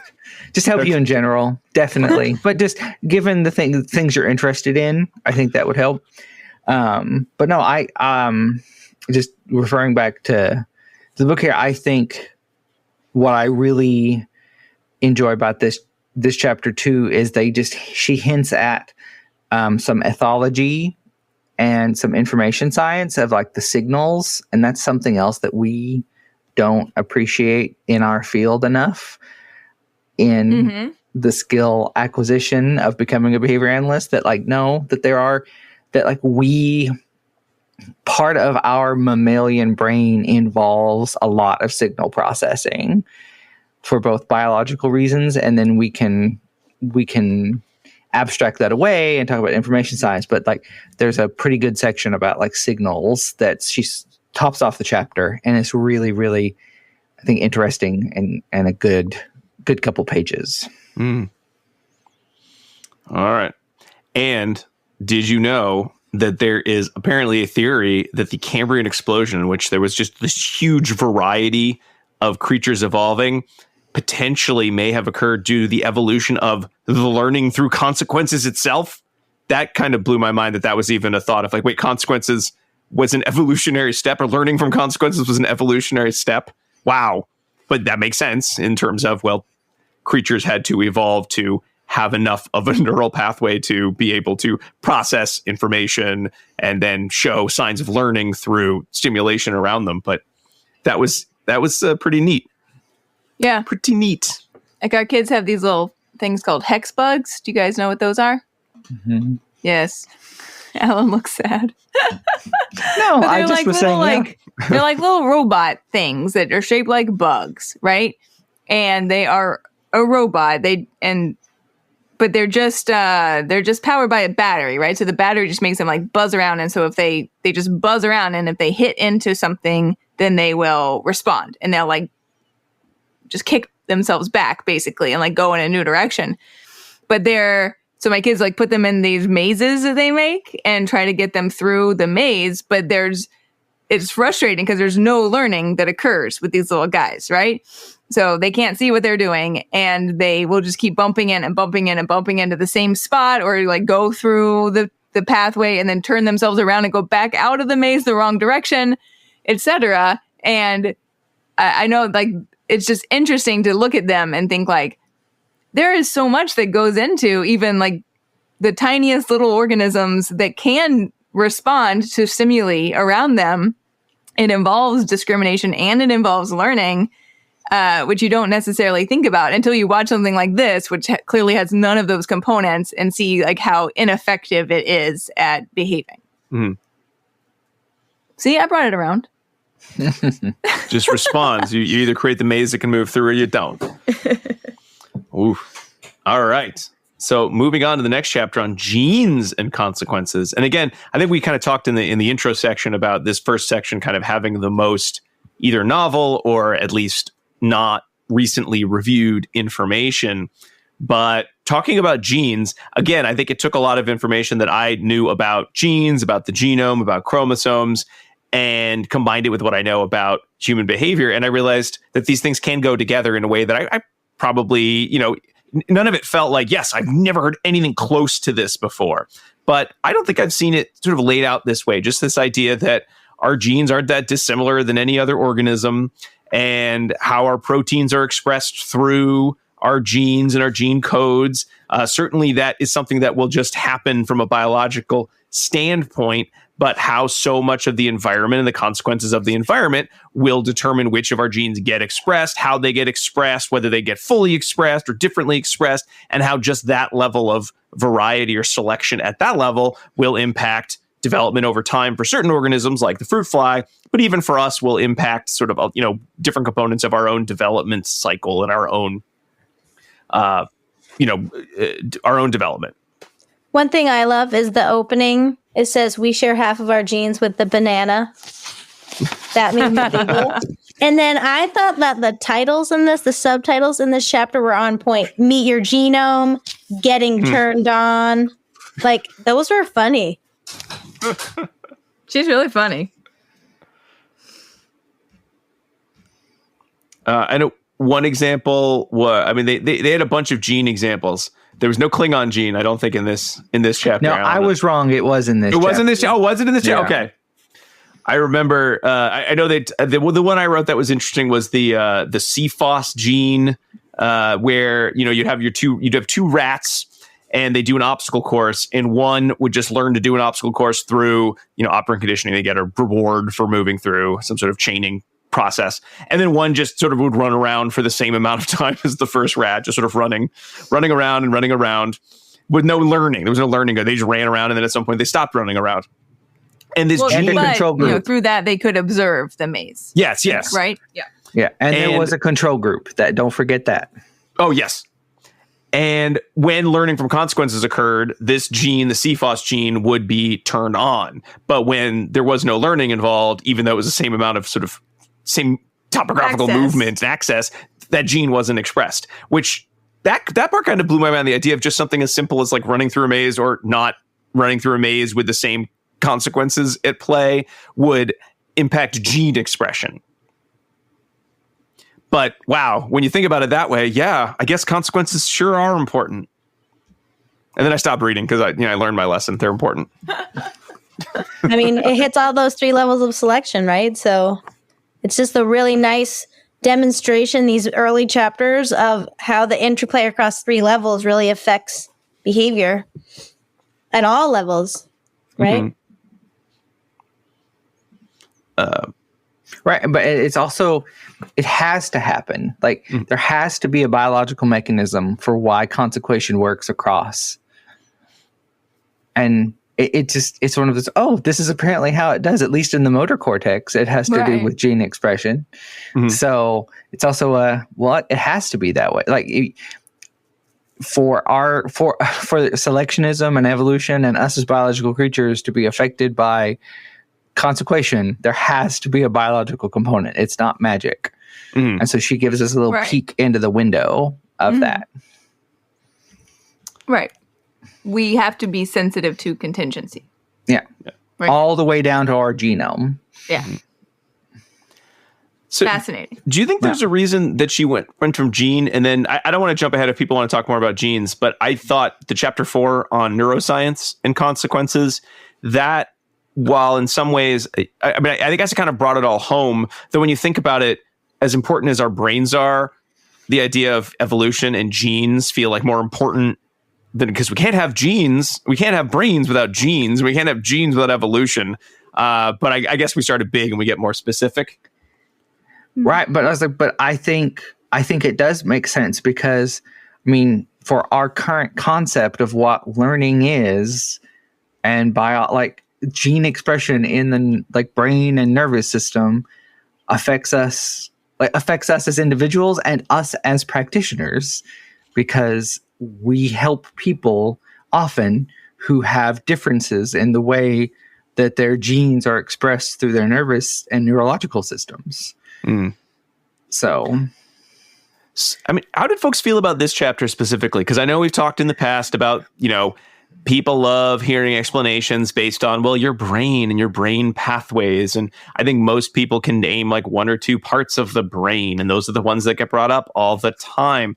And I personally get a little tired of the oversimplicity of how brains work to describe everything. I think it lends itself to either too much mentalism or to blaming brain organs for behavior in ways that, while I feel the goal is to take the blame off of an individual for being like good or bad, also misses the other point of, well, if you put it in the brain, where's the teaching going to come out? Then it just feels like it's hopeless. It's in their brain. What could you do? I don't think this chapter did that at all, but sort of what were your general thoughts about your feelings about neuroscience, your feelings about describing behavior through brain pathways, and your backgrounds and your own learning history about behavior? Like how did this chapter come off for all of you? I can tell you that I did a little digging because I was looking at this and I said, oh, I wonder if this was the time when the Journal of Experimental Analysis of Behavior started to publish neuroscientific studies, and it was. So this is like when this book was written, like probably a few years earlier than when this book was published. This was the time when you started to see studies in the Journal of Experimental Analysis of Behavior looking at fMRIs, looking at brain waves and how and when consequences are applied, how that changes the brain and the neural pathways. So it makes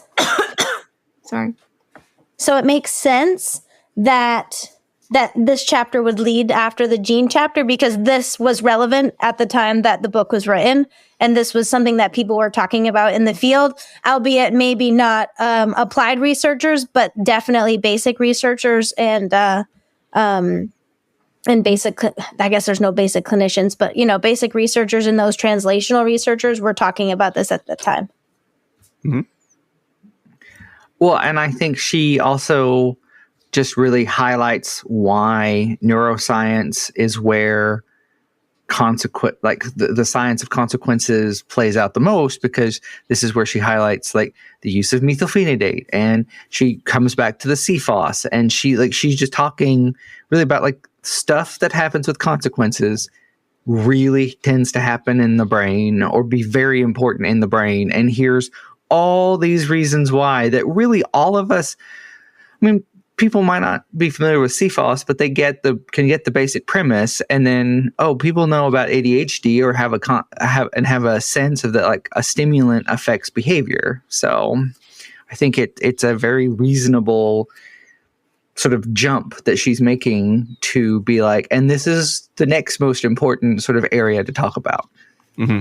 And you cannot forget the cutest mouse on page 62. It's the cutest little mouse picture I've ever seen. Yeah. I'm reading along, and I literally turn the page and I go, oh. So, there's little cartoon drawings in this book. I know usually when I read these books, you get like tables, or you have graphs, or you have maybe more kind of scientifically labeled pictures. But no, it's just kind of pictures of there's a dolphin and someone waving at the dolphin. Illustrations by Renee Reyes. I just looked it up. Okay. But they're just pictures. Did she also draw the picture? I was thinking that too, and I was like, if she did, I want this, and I would make it as a t-shirt. Well, either way, it's adorable. Page 62, adorable little animal eating what looks to be Cheerios. It's probably not, but so everyone can see it. And I would make this into a t-shirt. We always talk about like the circuitous nature of reinforcement, right? So you provide reinforcement and increases behavior. Why did it increase behavior? Because it was a reinforcer. So we do run into the danger of defining a behavior through its process and utilizing that same definition. To me, having a window into what's happening in the brain helps us avoid that type of circuitous definition, right? Because for different folks, things may operate as better reinforcers or lesser reinforcer, or coming in with a stronger EO to potentially act as a reinforcer, right? And the reasoning for that is going to be related to genetic differences and neurotransmitter differences in the brain. And the effects of different reinforcers, it could be different across individuals due to the way in which those consequences produce different neurotransmitters in the brain. So to me, I don't have an issue with this. If Skinner were here today, he wouldn't say don't look inside the brain. He just said before we didn't have the technology to do so. But consequences are operating at whatever level, whether they're visible to us overtly or covertly, right? And the same is true for stimuli that are inside and outside of the skin, and behavior that's occurring inside and outside of the skin as well. So it's an artificial barrier. On page 71, it's like the last paragraph. I know you love that, Rob, when they like take it home. And she's like, B.F. Skinner and others noted long ago that neuroscientists studying behavior would not get far without partnering with experts who understand fundamental behavior principles. The science of consequence will be enhanced by the new neuroscience discoveries, but the principles of consequence hold just as they always have. I love that. Well, this is the kind of neuroscience and discussion of neurobehavior that I like, where there is a through line of here's how the brain works and it leads to behavior, and here's how behavior impacts the brain. And there's just sort of that back and forth. What I find frustrating is, like you said, Diana, when we sort of are just like, this is too complicated, let's just ignore the brain, which is no good. Or the flip side of, who cares about behavior? Hard. The brain is firing. Therefore, we do these things because of brain. That's sort of where I don't like either one of those options. And I did find this chapter really, really fascinating in terms of the combination of both. And we've talked about Sidman working with neuroscientists back in the day. So this isn't new to the field, but it does feel like one of those areas where I guess 2012 is when we started kind of getting back into building those relationships and building that collaboration more, at least publicly. And if I had to, sort of as we've talked, I've realized why I think her writing about neuroscience is more enjoyable and less frustrating than some of what you mentioned, Rob, is she does a very good job of just sticking to correlation. She never says, and this causes this 100% of the time, which was that feels very comfortable to us as behavior scientists, behavior analysts, because we know that's correlation is the best we get. So, and she does a lot of, this is interesting, and here's a correlation with a strong implication. And then if we go up the ladder a little bit, here's another correlation that's really, really important. Don't forget this. So I think that's another strength of her writing, especially in this section. She's just giving you really good correlational information. Yeah. All right. So that gets into consequences on the scale of the developing organism. Let's move on to part 2, called There's a Science of Consequences? ? Which is an odd title for part 2, because I've already read a third of your book, Dr. Schneider. I'm pretty sure I figured that was part of it, right? And this is sort of the behavior analysis light section of the book. So I don't know if we want to go we'll say a chapter and kind of name some things that we liked about it, but we probably don't need to go into as much depth. But this might be a great time for folks, because there are so many anecdotes, experiments, for us to name a couple, like either per chapter, per section, or a few total that we really enjoyed, that we thought captured the idea of, I want to explain how consequences work to someone who's not in this field, which of these examples or which of these do I think would have done the best job if I had to pull one out and say, I read recently, and I think this captures the idea. So chapter 5 talks about schedules, consequences on schedule. Simple principles with surprising outcomes.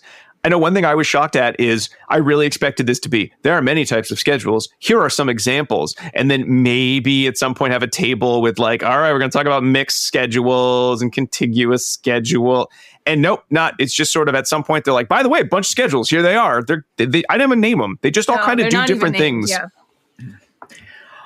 I love in the very first page, he hints at the fact that none of us, no matter how strongly you might think you understand the principle of consequences, you can be affected by your behavior can be affected by consequences and you not realize it. And I think that is a fact about consequences that is taken for granted, that not even taken for granted, that is ignored by so many in our field and in related fields, where like, what matters is, does the behavior change in relation to the consequences? Not, is the person aware of the consequence? It's like, well, that's not the principle that we're using. We're just like, we know that applying consequences can change behavior. And if we do it in an ethical, responsible way, we can get socially acceptable outcomes.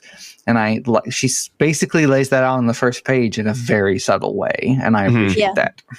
I also appreciate how she combines some of the schedules that animals will adhere to, and then how that might be changed when there's like the idea of language that comes in. I think that sometimes is forgotten when people talk about schedules, that we're always going to follow like the FR schedule. We're always going to follow the VI schedule, right? But then with language comes in rule governed behavior, and it makes it a little more wonky, I guess. I'd sort of like the arbitrary nature of some of the rules that are created. I don't think it was this chapter. I'm trying to find it in my notes which chapter it was, but the idea of someone in the study, it was one of those sort of like, you're gonna earn tokens, or you're gonna earn something by like pressing the button or doing some sort of arbitrary task. And how even though the point of the study was to sort of look at like matching law or something, this guy just made up a rule about, I think the point of the study is you're going to see, will I do this horrible task for longer than anyone? So the consequence I'm getting out of this is I think I'm going to show everyone that I'm the best participant that you have. And this guy's just like blowing the scientist. He's not actually getting anything fun from it. Yeah, it's a persistent That's way later. study. That's in like chapter 12 or something. Yeah. But I mean, it's a little similar to the beginning, but that idea too of just because we have, like you were saying, Jack, just we have schedules of reinforcement doesn't mean people don't just respond in different ways. And why would that be? And then we get a little bit into why, how we can only pay attention to so many things. I think that's why Alan is saying that he'd love to see an update here that really brings in like a larger contextual perspective, because that's absolutely what she's getting at here, is that our behavior is not just easily going to adhere to a simple schedule of reinforcement, because there are no simple schedules of reinforcement in place. We're all responding to multiple schedules at any given time in the context of larger conditional discriminations and rule-governed behavior, et cetera. So it's, the way behavior operates is simple on its face, but we're never operating in a pristine clinical environment. The one little tidbit that I loved in this chapter was when she was talking about, okay, if you figured out, like how so many people don't know that schedules are existing, but if you can figure it out, then you can more intelligently enjoy the reinforcer in exchange for less effort. And then she's like, but oddly, the feeling of victory afterwards is often fleeting, followed by a letdown and a pause. I just like that. And I have felt that. I have been there, Susan. That has been my life. Well, like they say, Jackie, on page 83, wisdom is knowing when the consequence is worth the effort. Right? I know. It's just like, I liked that too, because then it was like, it doesn't mean the consequence wasn't effective. It just, that's the schedule, right, that you're on. So there's that post-reinforcement pause there. But I like how she brings that like real worth in. And that's my favorite in chapter 5. Moving on, chapter 6, the dark side of consequences. I hope that these were all like shower thoughts, right? Or like long walk thoughts. Like, I hope that she wrote the book and then she was like, no, I'm going to rename these chapters and subtitles because they're like on point. If she just wrote them down first time, I'm a little mad at her because it seems like they're too good. So I'm hoping that's something we can ask her, is if she had to revise the subtitles a ton. Yeah. I mean, I think this book reflects a lifetime of thinking and observation. Yeah, you're You right. can't just sit down and write this thing. Yeah. And I thought this chapter, at least from the beginning, was really just going to be about sort of like it's like a coercion and its fallout light. And parts of it were, but that wasn't exactly the point. It almost took a 50,000 foot view of the dark side of consequences, not as if they were necessarily evil or bad or wrong, but that they exist. And they can lead to behavior just like any other consequence. And whether that is good or bad is related to the context in which it happens, not that the fact that it happens. Yeah, and this chapter also, I was pulling it back. In 2015, there was an article by Barron and Galizio, I think, that was published in the Journal of Experimental Analysis of Behavior. And it was about, like, is negative reinforcement necessarily bad, or is... that was like the whole chapter, and how talking about negative reinforcements everywhere, and people usually assume it's like a bad thing, but if we can learn to work around it. So then when I read this chapter, I was like, oh, you read Barron and Galizio, I bet, because it had a very similar ring, or maybe that's what people were talking about at that time. But it was like this chapter, that article were like on a straight path, which is cool. I don't think she mentioned it, but maybe she did. Well, if it was 2015, it would have been after. Oh, yeah, right. But maybe there was a predecessor article that... Yeah, maybe. And I also think she hints at in this chapter, and again, I think this goes back to my wish for functional contextualism, that verbal behavior about consequences can change our responsiveness to those reinforcements in a really dark way. So it's just like, oh, Rob, like every time I see Rob, he's always so friendly, and he gives me like a piece of candy out of his pocket because he's so friendly. But then if I were to find out that it's because he's trying to affect my pathway on the way to work through behavioral modification, I'm probably be like, screw Rob. I don't want his stupid candy anymore, because it's and the only difference is that I now have like additional information. I have verbal behavior to apply, and it changes the context. And she hints at that in that sometimes something that seems good, you can get like gossip can turn a friend into an enemy and things like that. And I think that that's again something that we do not consider often enough in our field. And she does a good job at sprinkling that kind of information in. Yeah. And in one of these chapters, she quotes Hamlet and saying there's nothing either good or bad, but thinking makes it so as well. It's this chapter. It is this one. That's a Shakespeare quote. I'm on point. Just telling you. Just want to sound smart, Thanks. Well, you don't. I mean, sorry, never mind.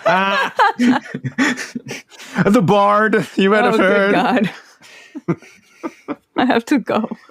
Yeah, negative reinforcement. Speaking of, I'm going to log out. Bye. Oh, wait, that can't be the best example of negative reinforcement. What did you all think about the owner who put a bunch of mouse traps on his couch so that his dog would not sit on the couch? And what happened is the dog learned, if I put a blanket on the couch, I can set off all the traps and then sleep on the couch anyway. That's amazing. If you can teach your dog how to like rearrange furniture, I mean, negative reinforcement can't be all bad. It's a smart dog. I love I don't that. I'm like, My how dog did That's the dog, terrible. how did the dog figure that one I can't out? believe the owner would have done that. That's horrible. It seems like a lot of work for a very small problem. People do that. People will do that if they don't want their dog to get on the like countertop. They'll line them with mouse traps or with tin foil, with cats too, and it's supposed to like scare them off. I just think that my dogs, if they get scared, they're never coming into that room again. So I'm like, you'll just be somewhere else. You won't be in the house anymore. With tinfoil, they just don't like the sound. Yeah, or I don't know. I don't have cats, so. It's reflective, maybe? I don't know. I haven't done it because my dogs don't get on the counter. Well, your dogs are big. I know. They could just like go like this. Are you standing up? Reach up. Yeah. Okay.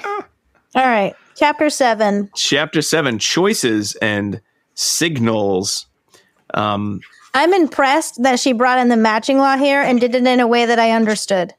So when we go into the matching law, like we should just reread this little section because I find the matching law sometimes easy, and then I read it again and I'm like, what? And I get confused when they like pull out all of the big equations and when they talk about, K, and I get nervous. But this was a beautiful summation of the matching law. So if you have like supervisees and you have this book, like print this off. It's nice. I actually read it and then at the end was like, are we talking about the matching law? And I had to go back up. I think she does. She names matching law. She says matching law at some point. So what can matching law do? Right? Yeah. Yeah. But it was smooth. It was so smooth. I liked her example of the matching law as when you're watching TV, and her example is there's two shows, a baseball game and a nature documentary, and you're going to switch between the two based on what's happening in each. So it's like, oh, they're changing pitchers, they're warming up. I'm going to watch the nature documentary. Oh, it's an ad. I'm going to go back to the baseball game. Oh, look, they're doing something exciting. And I think that's my favorite matching law example of switching between channels, which now you can't do because now you have to switch between streaming services. That takes too long. The response effort's too high. So you're just going to sit there and watch whatever slop is on. Well, you could watch one on your phone and one on the big TV. Oh, okay. Maybe that's the new matching law example on my phone and the TV.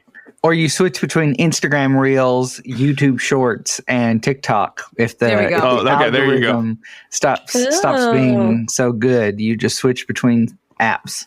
My algorithm right now is I don't know where it came from. It's hilarious. Mine's crap. Yes. Yeah, mine's like homesteaders. Which, I mean, cool. Gardeners, which I don't have a garden. It's just a very interesting. Yeah, but maybe it's because it's novel stimuli that's enriching for you. It's not. I'm turning it off. I'm like, okay. I don't trust the algorithm to think about behavior that way so much as like what do they? The only push thing that they most? have right is puppies.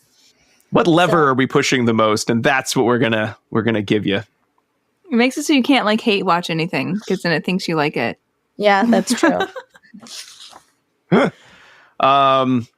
Speaking of hate watching things, various signals. That's also in this chapter. Discussions of whether humans like things that are signaled or not.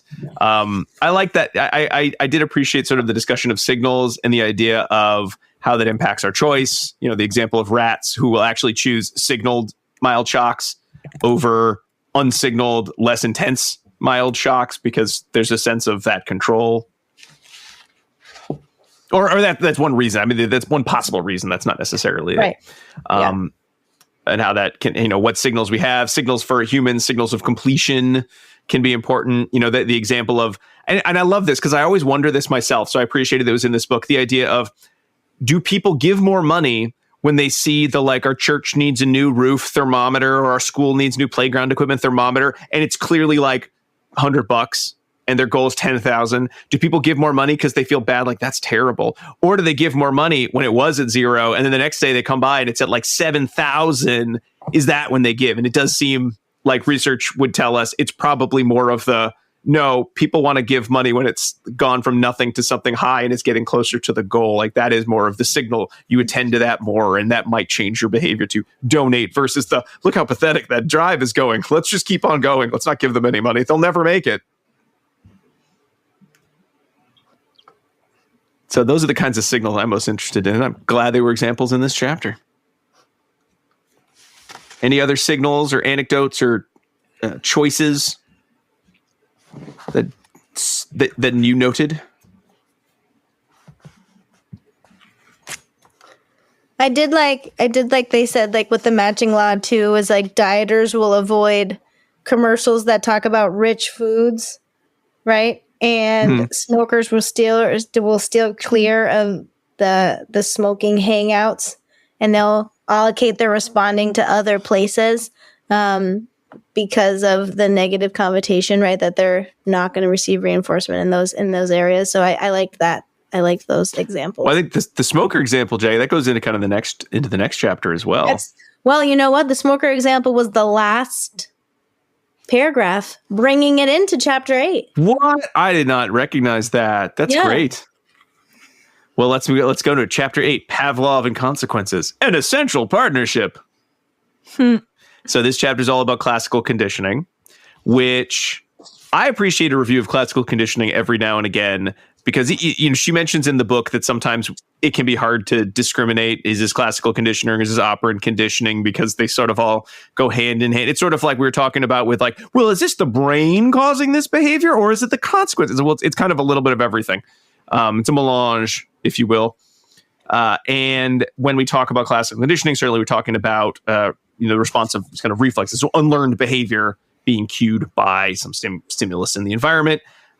But how even in that context, it's not so simple. It's like, well, it's the knee-jerk reaction, and that's it. That's all we have. Because something like emotional behavior, while that would fall under classical conditioning, it also can come under operant control as well, based on signals. So it's all kind of a mix mashup, which was really fun to read about. I don't know how much someone who doesn't know the differences or think about the differences would have cared as much, or whether they would have just focused on some of the examples. Right, because it's not as simplistic as operant behavior is learned, right? And everything else is reflexive behavior, because learned behavior can be operant or responsive. But with operant behavior, we're going to see changes in behavior based on contingencies that are provided. And with respondent behavior, it is largely going to be elicited by the stimulus once that relation is established. Mm-hmm. So that sometimes I think can get oversimplified in people's minds. I don't know if that was your question that you asked. This was the chapter that had that super sad example about the dad ODing, right? Because he got the opioid medicine in a different location. Yes. Right. Which is kind of one of those sad, that folks in recovery can get told, like, listen, you haven't been on drugs in a while. If you take them in a new place, you're very likely to OD because you're taking more than your body can handle here. Whereas if you were home, it could take that, because you've setting. That setting. I know one of the examples I liked was looking at the placebo effect as kind of respondent behavior, in that your brain, here, you're going to get this medicine. It's going to make you feel better. Yes, in some ways that is respondent because your brain just fires in pain centers the same way, whether you're told you're going to have something. But it can't just be a reflex, because a lot of that also is based on the history you have with doctors giving you something and saying, take this and you'll feel better, and it having some sort of an active ingredient that leads to your feeling better. So it's sort of a little bit of everything needs to be a part of that placebo effect. It's not just one or the other.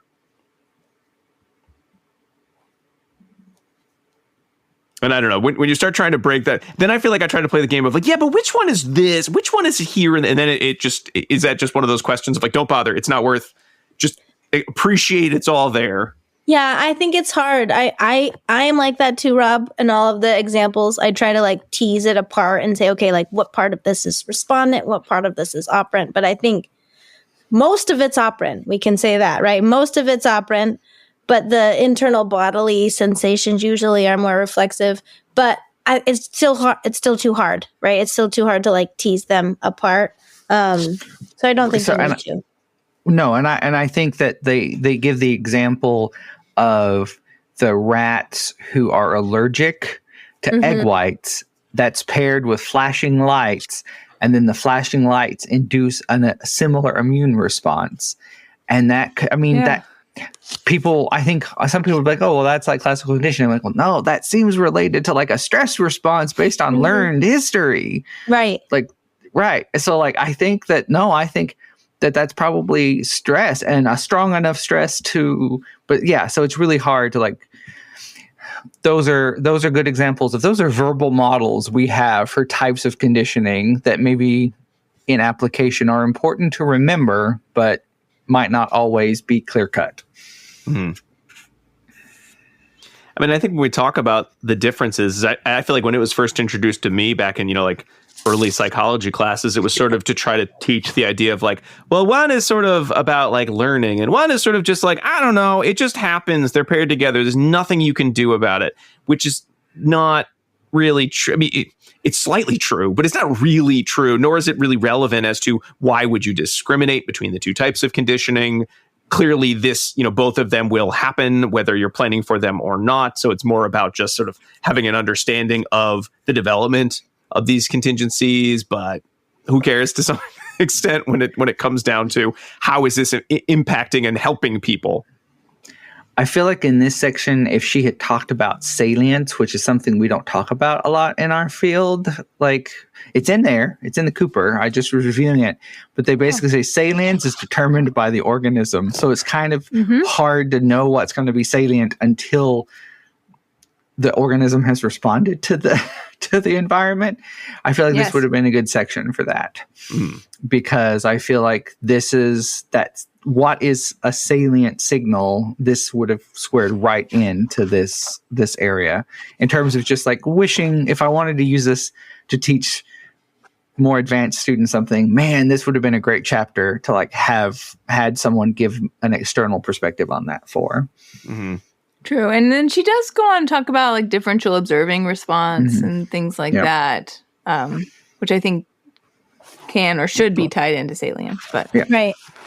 Yeah, she talks about that a lot in chapter 9, which we could move into. Yeah. But I would just want to say that I think that this distinction here is really important, Rob, because, as behavior analysts, we are often asked to come in and work on behavior that can be very big, very explosive. But there are times in which that behavior is largely going to be categorized as emotional responding and may not be as sensitive to contingencies or consequences as we've been taught.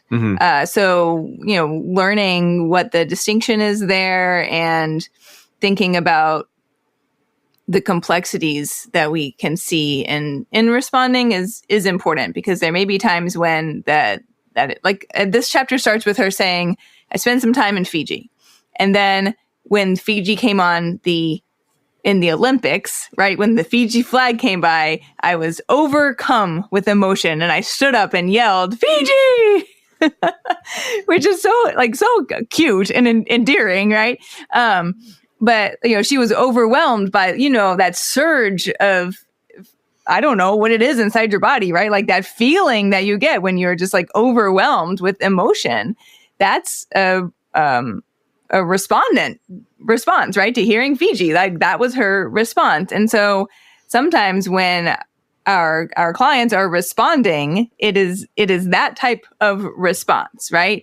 And it may or may not be wholly behavior that can be modified via consequences. So thinking about the larger, once again, contextual situation in which responding is occurring and the stimuli that are present there is an important picture in properly planning for behavior intervention.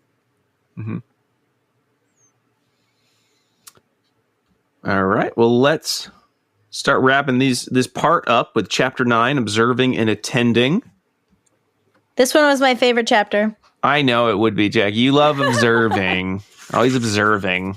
What did you? What? How did it do? How did it do in terms of someone who is a pro observer? It did great, actually. Both in your personal and professional life. I feel sad that I did not get to read this article or this chapter while I was writing my dissertation, because I think it would have been really helpful in the beginning to kind of give me an overarching view, because I thought this was more cohesive than many of the other articles that I read. When I'm talking about imitation and observational learning and the idea of the mirror neurons, I thought this was so helpful. So I loved it. It was my favorite chapter of the whole thing. Yeah. I was surprised. And that makes sense because your dissertation is on observational learning. Right. Yeah. for the audience. Yeah. Yeah. And the pictures in this one were great too. I'm just saying. Pictures in this one. Again, I'm in love with these cute pictures. When she talks about imitation and whether animals imitate, maybe some animals can imitate, but most of what animals do that looks like imitation is not imitation. I didn't quite understand the distinction between imitation and, well, that animal is copying that animal, but it's not imitation because it's biological instinct. I wasn't quite sure I understood the difference between them. Well, I think they're talking more about there's the instinctual behavior that will persist even when it's not reinforced, right? So like the instance of there's like a pig and the pig will root, and that's like it's not a learned response, it's an instinctual reflexive response so the animal can get food, right? And even if someone reinforces something that behavior that might be in contrast to that, so you can't do both at the same time, the animal will always go back to that instinctual response. So that's what I think she's saying, that even though they're doing the same response, it's not necessarily imitation because the reinforcer is the behavior itself and not the act that it looks similar to someone else. Yes. Does that make sense? Just because two organisms are behaving in a similar way in temporal contiguity to one another does not automatically mean that it is imitation. So an imitative response must be controlled by the model that precedes it. Right. So the examples of, the birds learning how to open the shorebirds opening oysters would not be imitation, right?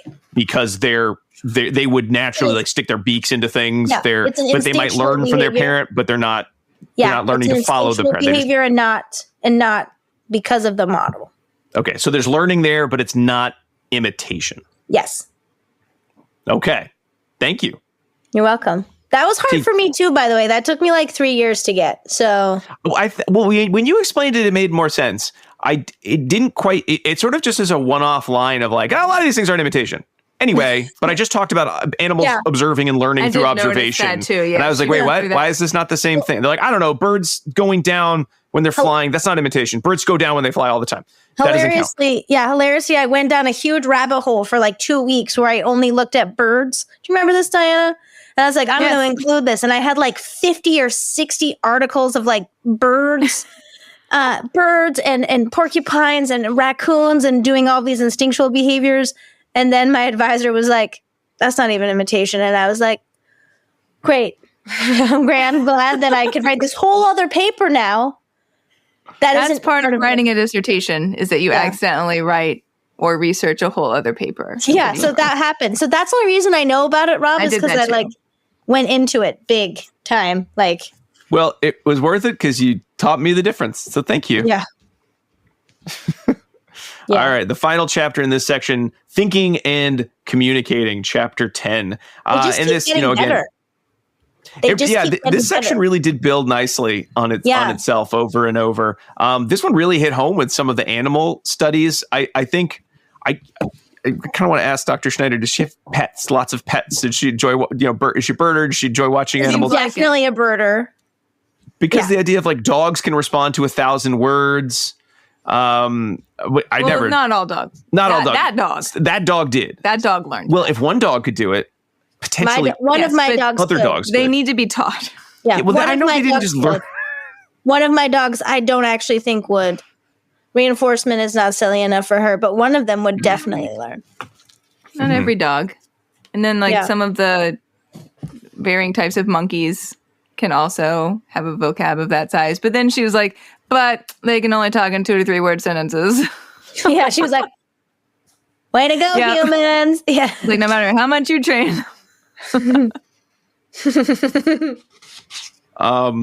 But here talking about language and how, for humans, how the social attention is such a key component, such a key consequence for why we continue to use language. The example of a boy raised by deaf parents who could sign perfectly fluently, but the parents just left the TV on so that the child learned spoken English, and because there were no consequences around listening to the TV. That was such a great example. Yeah. Oh, wow. And then it came back to meaningful differences. Yep. Right? Alan? Full circle for us. Exactly. Yeah, that's...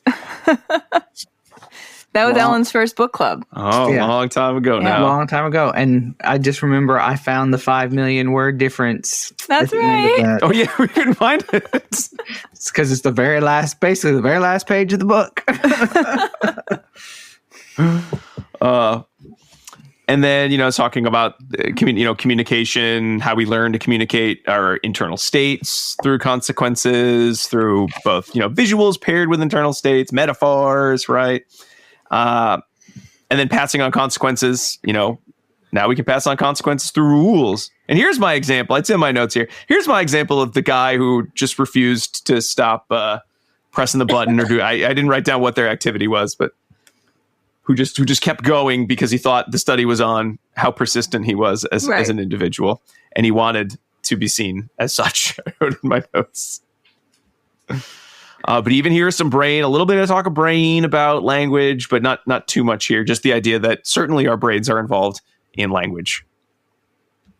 And that's part 2. Good. Speaking of what we've been talking about, now I can't help but thinking, hey, boy, is Diana trying to tell me that we've come full circle, and so this is my last book club? We're doing it on air. Your own superstitious rule. I love that. We're doing it on air. That's how we rule. Fired, we don't even tell you beforehand. I was like, stone cold, Diana. Gosh. You're not going to cut it out or anything. No, It's just all there. I didn't mean it that way. No. That's funny. Alan already knows what the next 2 books in the year are. So. All right. Well, that's behavior analysis light section, and I think even in that there were a lot of great examples that. Not that light. No. Well, you're right. That's a good point. That's a good behavior point. Analysis interpreted. Yes. Is how I would word it. I love some of the. I want to keep some of these examples. It was good. I feel like students studying for the exam should read a chapter of Cooper and then read a chapter of this. Mm-hmm. Yes, right? This could be their companion. What did that mean? Yeah. Or maybe use this to think of metaphors or kind of cue their own metaphors that they can develop. Is this is how you're going to talk about it with the family based on your own life experiences, not just from this book, not just from the technical jargon.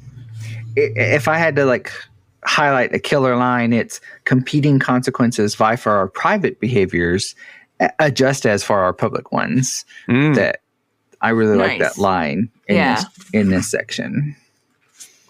Good one. All right, now we bring it all together for part 3, shaping destinies. And speaking about shaping destinies, I wrote a blurb in my notes here. Was this section one in which you found, talking about attention and learned consequences, did you find yourself paying more or less attention to each of the chapters based on your own interests or based on possibly other consequences? For example, I counted when I read these books, I put sticky notes on the pages I want to come back to and either reread or sort of think about and then summarize or combine to put my notes together for the episode. And the animal chapter, I only had 5 sticky notes for the 12 pages. That's half a note per page. But the chapter on education, I had 17 sticky notes for the 18 pages. So I had 1 per page. I doubled my sticky note volume there. And some of that, when I thought about it, was what could be the consequences of play there? Was it that I more interested in talking about education, even though technically I would know more about education, I would know more about that chapter? Was I able to pay attention to the cues? Was it the learned consequence of, it's a chapter on animals. Well, I know Jackie's going to talk about that chapter, so I don't need to pay attention at all. She'll do all the talking. Or is it you were approaching the end of the book, so your rate of responding increased? I put that in my notes, too. I did not know that.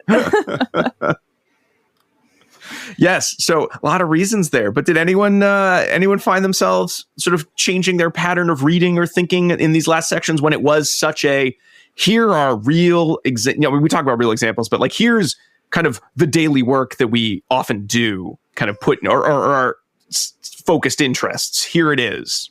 I don't think I did, only because I didn't give myself enough space to finish the book in a way that I could do that. So I was reading this book this weekend as my child was sick. So I was okay, I have 2 days. I need to read these many chapters per day to finish the book. So I think if I had given myself a little more space to read the book, I might have done that, but I didn't.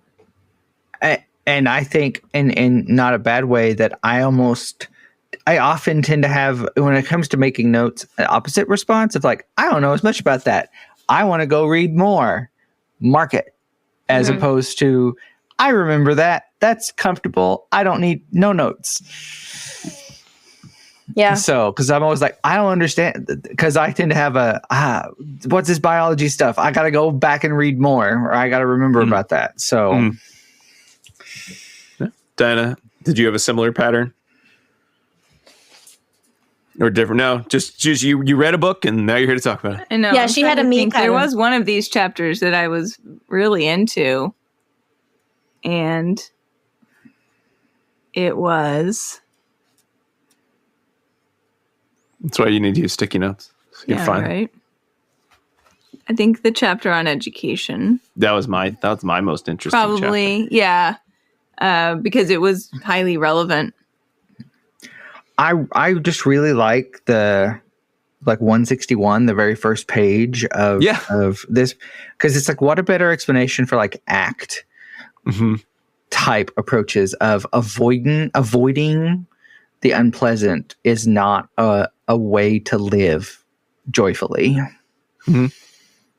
And It's very true. well. Yeah, it's a very, very, so I just really like, I have this page like open, and like it's one I wanted to talk about because I just love I talk to my students about this very idea, and we talk about avoidance behavior, right? Experiential avoidance. We talk about it in terms of self-care, and I think it's useful for them, although it's not always what they want to hear. I think maybe it was the self-control chapter, actually, now that I'm going back through, which has a really good marshmallow test picture. No, yeah. Thrown in there. Super it's the same cute. style, though. Like the kids sitting there and no marshmallow for you. I think that was the self-control chapter. I think maybe that was the one I was very engrossed in. Well, I think that something that's especially students and developing behavior analysts really have to understand that escape and self-control and self-care, escape and self-care are not the same thing often. No. Very true. Exactly. That's well said. Like self-care may actually mean I'm going to sort of give up some pleasantries because what's most important to me right now is focusing so that I can enjoy those things without them interfering in my life.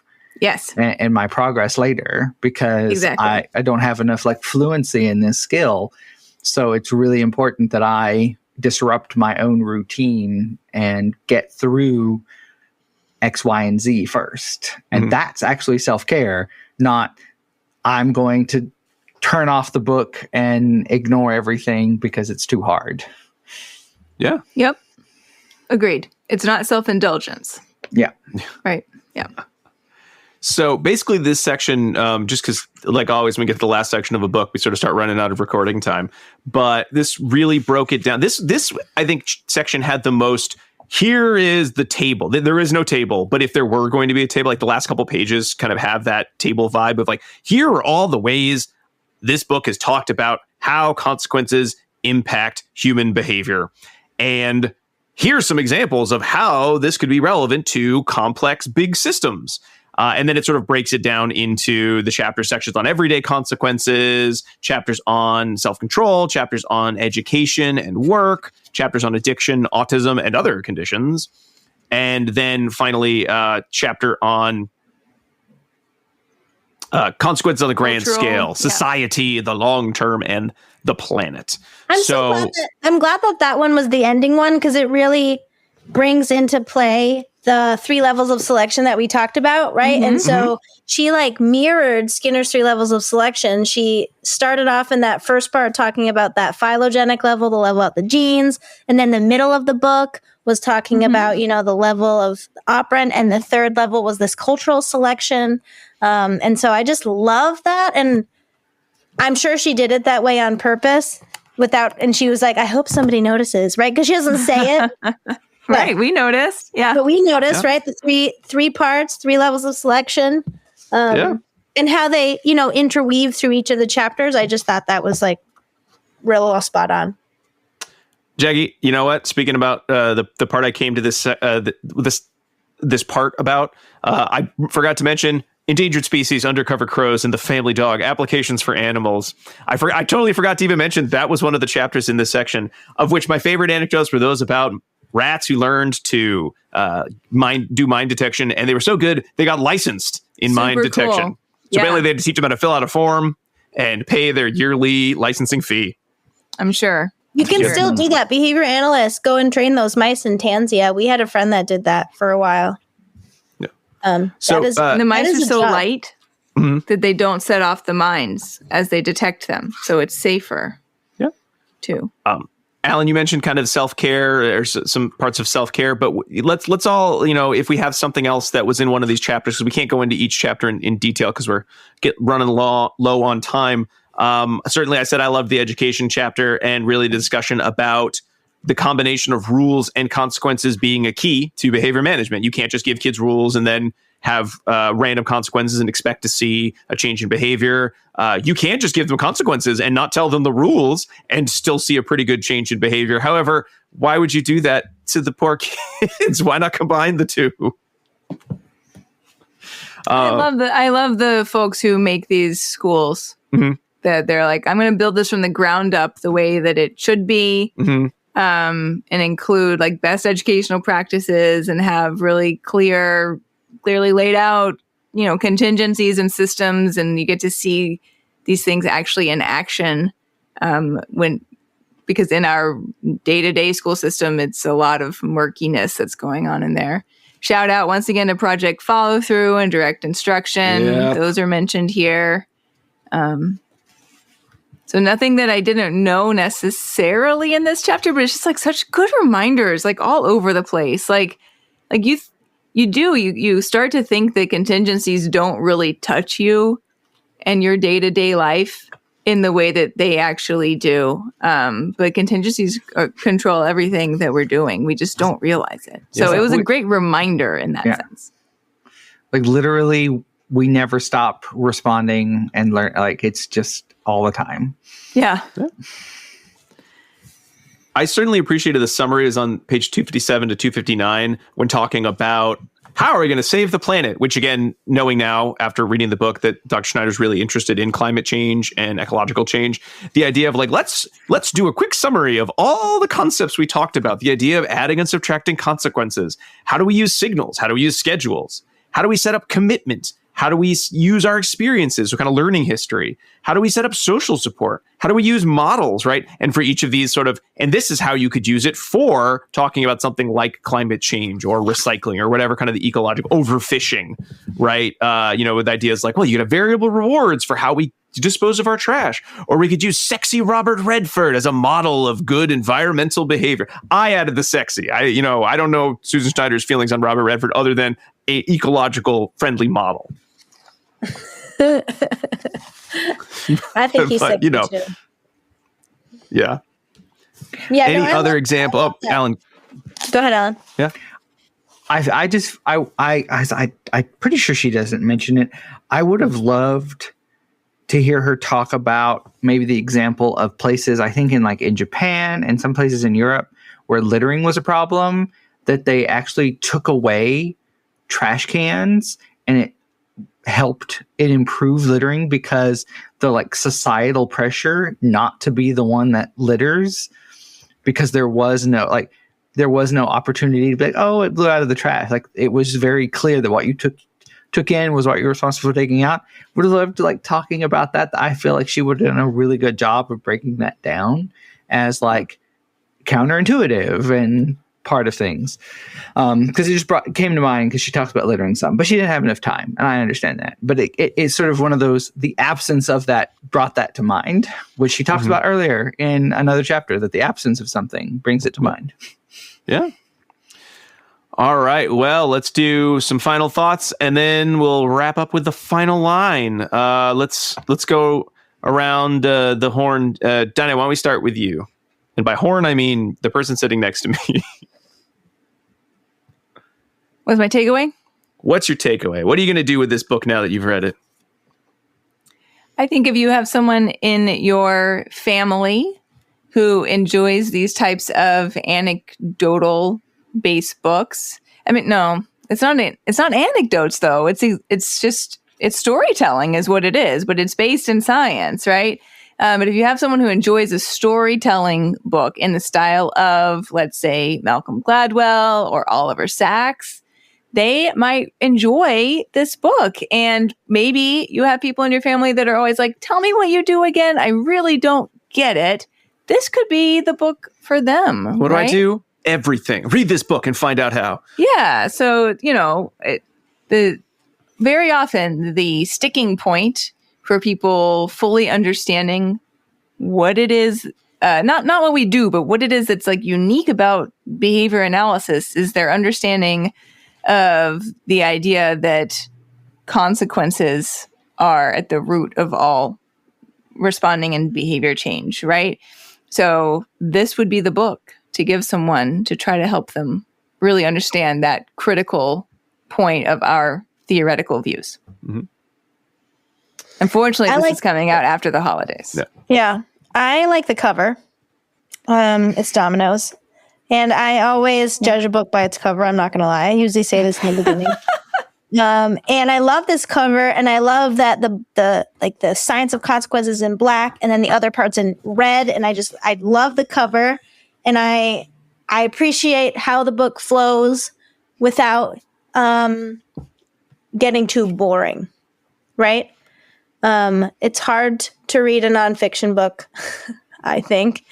And so this was my morning read, and because I read nonfiction in the morning, so I want to put it down. But I did not feel like it was so boring that I was like looking for the next page, right? I thought it was entertaining. I was laughing. I thought the subtitles were good. The examples were great. And so I think this would be a great book for anyone that's interested in like delving in, right? As those undergraduates if I taught an intro to psych class, this would be the book I would give them. Yeah. Yeah, no, I think she makes a lot of what we do accessible and could give people a lot of like talking points. It's like, well, what do you mean it's what you do is like these birds? It's like, well, like we as humans are responsive to signals and we have certain drives. And I think that I like in some of her examples in toward the end, like when she talks about ADHD, that although there's reasons that the research needs to be improved, that like the idea of changing the biology and applying behavior science together can really improve outcomes for people more than just focusing on one or the other. That she talks about like in ADHD intervention, for instance, and I like that she came full circle with some of that, and really that's what we do is hope to make our interventions work better and to have people have better outcomes in life. So I think she did a good job. All right. And well, that brings us to the last line of the book, because no matter whether it's nonfiction or fiction, if you don't have a last ending line, your book ain't nothing. So how did this ending line go? It was okay. It was a lot of Skinner quote. So maybe not my favorite ending line, but it was definitely within the themes of the book. So in that case, it definitely matches and didn't leave me sad that I had read the book, because I'd enjoyed a lot of what came before. And then it ended fine. And I could go back and find the sections of the book and the anecdotes and the research-based anecdotes, I should say, that were of interest to share with others. So here it is. This is page 260 of the book. Consequences will be part of humanity's grandest endeavor. How can we best use what we know? Skinner said, regard no practice as immutable. Change and be ready to change again. Accept no eternal verity. Experiment. And when we fail, the real mistake is to stop trying. Let's keep learning. Let's never stop trying. The end. And it says the end. And the book closes. And it's the end of the movie. Then there's some that was The Science of Consequences by Susan Schneider. And that's the end of our book club podcast. Yay! Thank you all out there so much for listening. We hope you are hearing this whenever you're hearing this. If you're hearing this in the early 2025, then thank you so much for supporting us on Patreon. Don't forget to get a link in your patron feed for 2 CEs for listening to this podcast. You get 2 CEs for no additional charge. Thank you so much. If you are hearing this in the far future, you perhaps are hearing this on the free feed, and that's great. We're so glad you subscribed to the show. But if you'd like to get those CEs, you're going to need your code words. But you're also, if you want them for no additional charge. You would need to join us on patreon.com/ABA Inside Track. All right. I'm going to give everyone the last of those code words. It is Shire. Shire. It's where Sam and Mr. Frodo came from. Mr. Frodo. I should have done the whole episode like that. It's so good, right? We already did that one once, and no. Oh. I was like, wrong accent. So. Oh, sorry. All you have to remember is Shire. All right. Well. You're not as hairy as the hobbits, but otherwise I'm fully living hobbit life. I definitely had a second breakfast this morning, and I named it as, I tacked it second breakfast. Or was it a man? No, it was a tax. I just grabbed it. I didn't need to ask. All right. Well, that's the end of our book club. Thank you, Diana and Jackie and Alan, for being here as always. Thanks to Dr. Susan Schneider for joining my discussion earlier in the episode. Appreciate that. And thank you all so much for listening to the show.